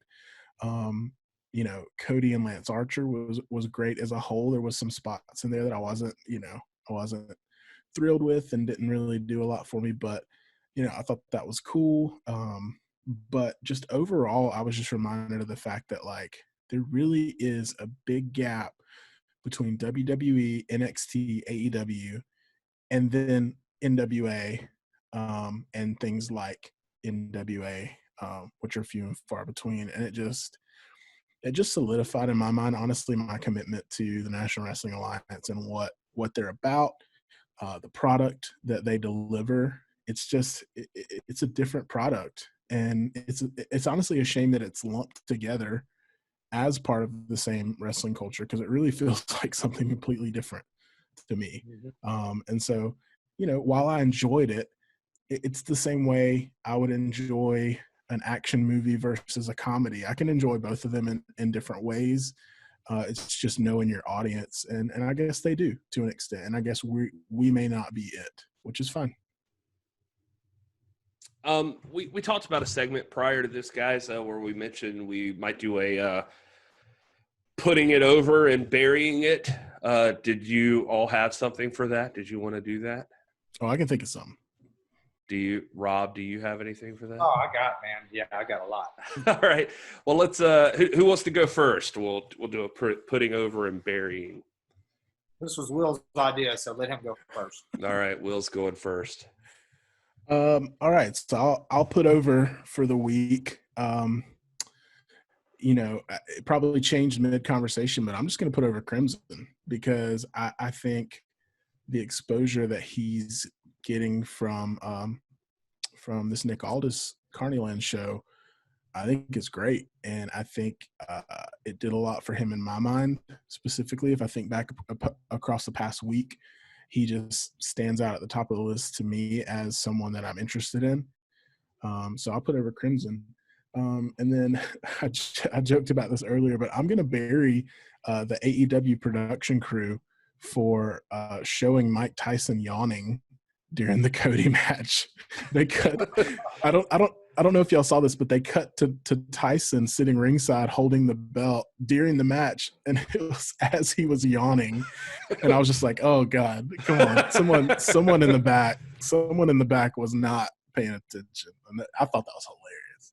I didn't even think about that. I remember seeing that, and normally, I try to have my phone and make a little note for the show, but I totally forgot about that. That was hilarious. I'm going to put over Piper's notes this week because I'm so proud of my daughter, and my goal eventually is to not even appear on Piper's notes, just to have Piper engaging with our guests, and she's getting more and more confident. We had Elder Sauer, who is a very important member of the NWA fam. He has produced this show. He's produced 10 Pounds of Podcast. Great guy, man. Loves, just a fountain of knowledge. And he doesn't do a lot of interviews, and he very rarely smiles. And so to see him cackling and chuckling with Piper was very endearing to me. So I'm putting that over. So go check that out, Piper's Notes. I think we did a Soundgarden video this week, and it was a lot of fun. I'm going to bury everybody on Twitter who has had the audacity to say that Hana should have bucked up or to be dismissive of any issues related to mental health. You do not know. You need to be more charitable.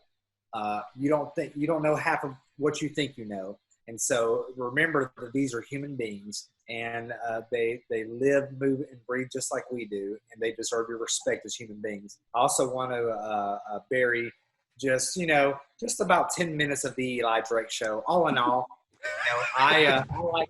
There were things about the Eli Drake show that I really liked, and I have high expectations for him. But don't preach to me, man. Don't preach to me about politics. You're not in a position to educate me on what I should feel and where my perspectives are. And yeah, you have a right to say what you want to say on the show, but please talk about wrestling. That's what I'm tuning in for. All right. Well, Mr. Doc Stinson pulled on the heartstrings on both of his and went with the easy kill with the, not with us, probably a terrible fight. I'll probably cut that out. Doc Stinson went with the, oh God. Doc Stinson went with the easy get with promoting his daughter at the top there with the putting him over. So I guess I'll pull at some heartstrings and say I want to put over the hashtag NWA fam. You guys are all brilliant, and I am a lucky man to be a part of this family, especially with Will and Rob Stinson helping me do this stuff now. And this is a really cool group, and I actually miss talking to you guys each week when I don't see you. And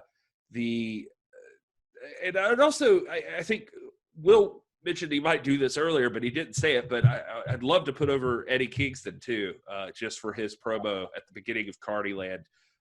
Just a really heartfelt promo. That guy is brilliant, and just the desire where the wrestlers' heads are right now. I thought that was a really cool thing for Eddie Kingston to say.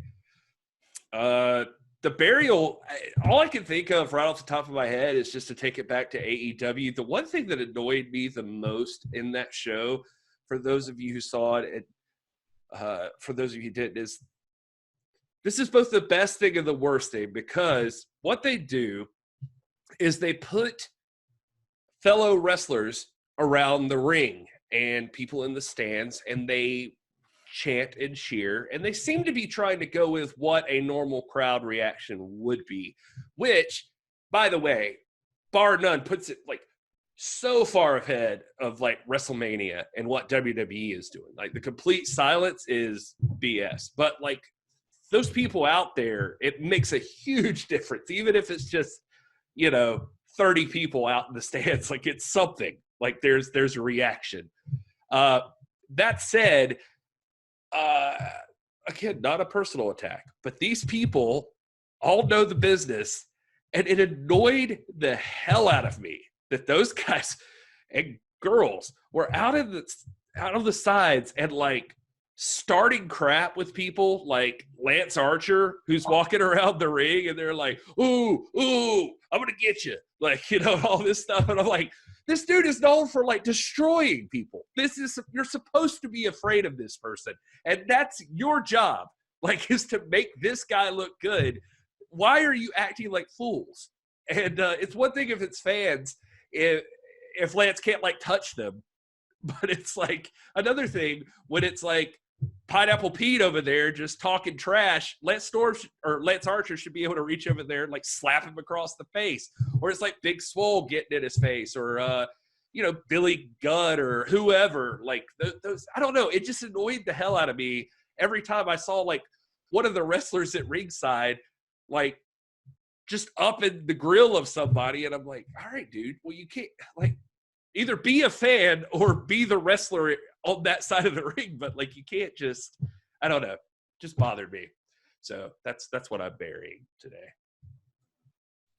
Anybody else with anything you want to bury, put over, anything else? No, you said it perfectly. That's rubbed me wrong too. I'm like, come on, guys. You're workers. Lance Archer is gonna nail you in a second if you don't shut your mouth. You should be afraid of him. That's his whole gimmick. Like he's a very scary big man, and so treat him as such. Can I put over Hikaru Shida, man? I want to put that girl over, man. I'll allow it. I love Hikaru Shida, man. I would love to see her in the NWA. This is someone who I've followed for a long time, and to reach this milestone in her career is a positive on the AEW brand. I love her. She is an amazing performer. I believe her, and I can't say enough good things about her. Congratulations on your World Championship win, man. That's awesome. She's the real deal, dude. I like her a lot. She tweeted out like before this matchup about looking forward to tonight or something or other. And I made sure to like comment, like, we're looking forward to you in the ring with Thunder Rosa one day. Like, you know, just Can you imagine that? That's Starrcade 83 again, man, right there. That's Harley Race and Ric Flair.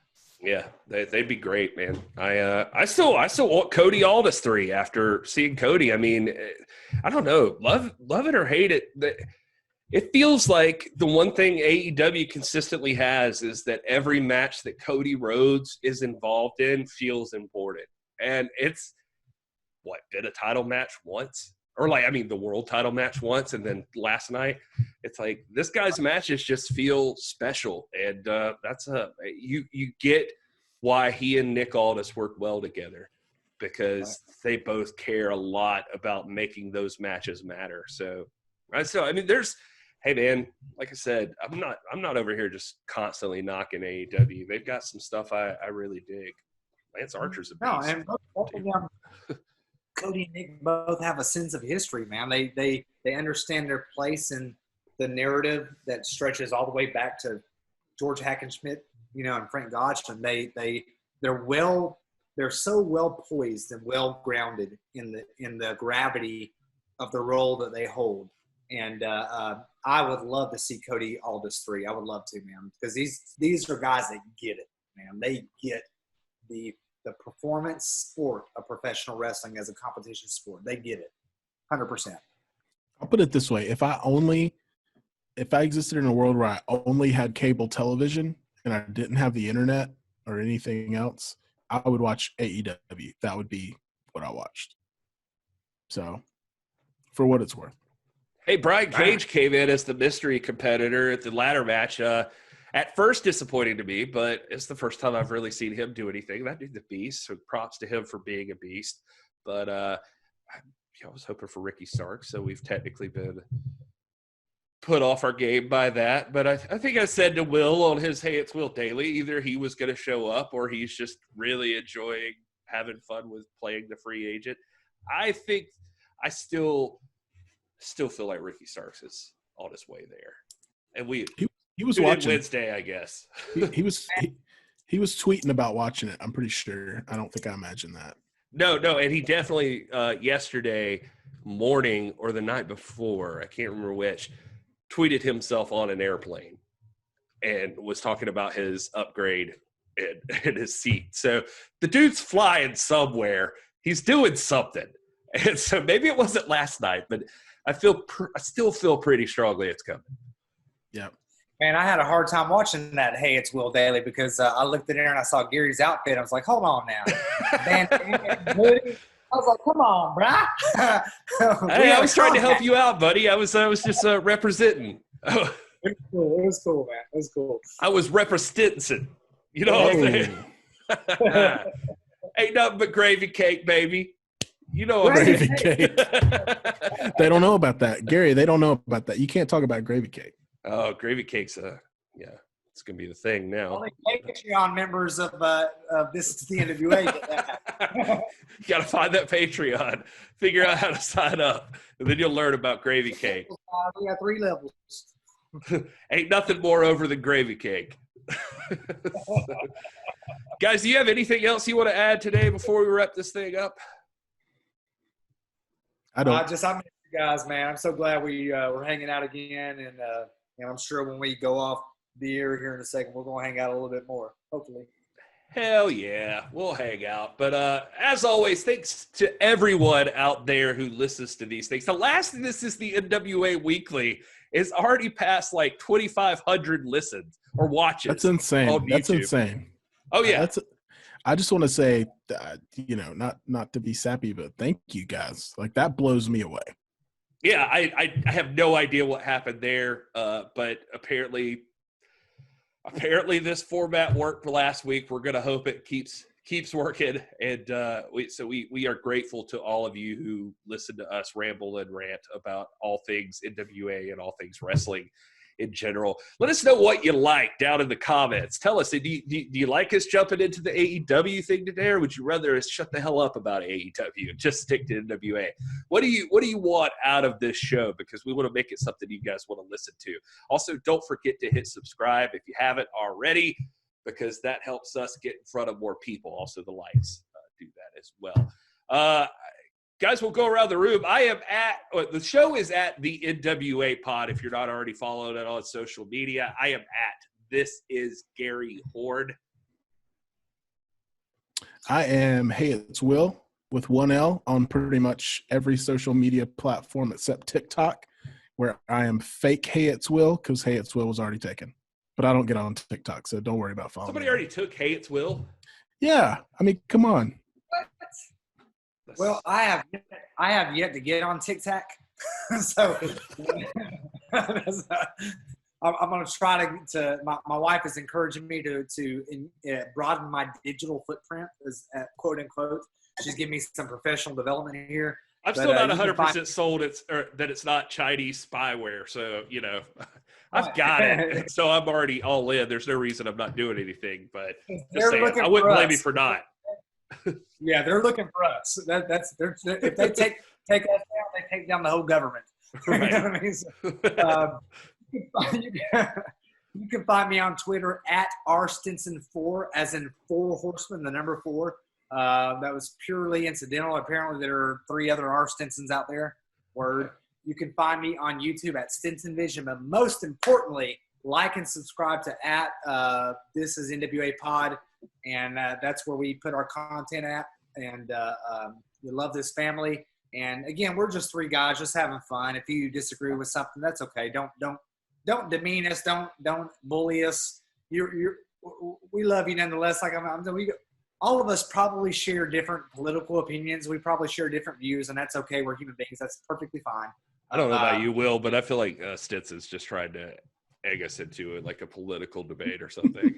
No, not at all. I would never do that. Not here. We can go on to the Robert Stinson Facebook page, which is perfectly good. There are many candidates I plug there, but and this one, we're just 3 guys just having fun, just chit-chatting, throwing our opinions out there, and trying to elevate the NWA, the greatest professional wrestling promotion in the history of the world. You're not going to agree with everything, and that's okay. The world is big enough for all these opinions. But I think we all are in agreement that we have to support the NWA. We have to raise this. Like Will was saying earlier, there are leagues of differences between every other quote-unquote professional wrestling promotion out there in the National Wrestling Alliance, which is a true, legitimate, real performance sport. And I'm so thankful that Billy Corgan or William Patrick Corgan and David Lagana have brought this back to life, and I can't wait to see what's coming this week on Carnyland. Absolutely. You guys check out Hey It's Will Daily. Check out #Piper's Notes. All of it. Slowly trying to do a recap of all the NWA Power episodes. There's plenty of content for you to consume if that's something you like to do. And stay tuned to our Stinson 4 on TikTok for his fire dance TikTok video with Eli Drake. That's surely down the road. Until next week, thank you guys so much for listening and watching all of it.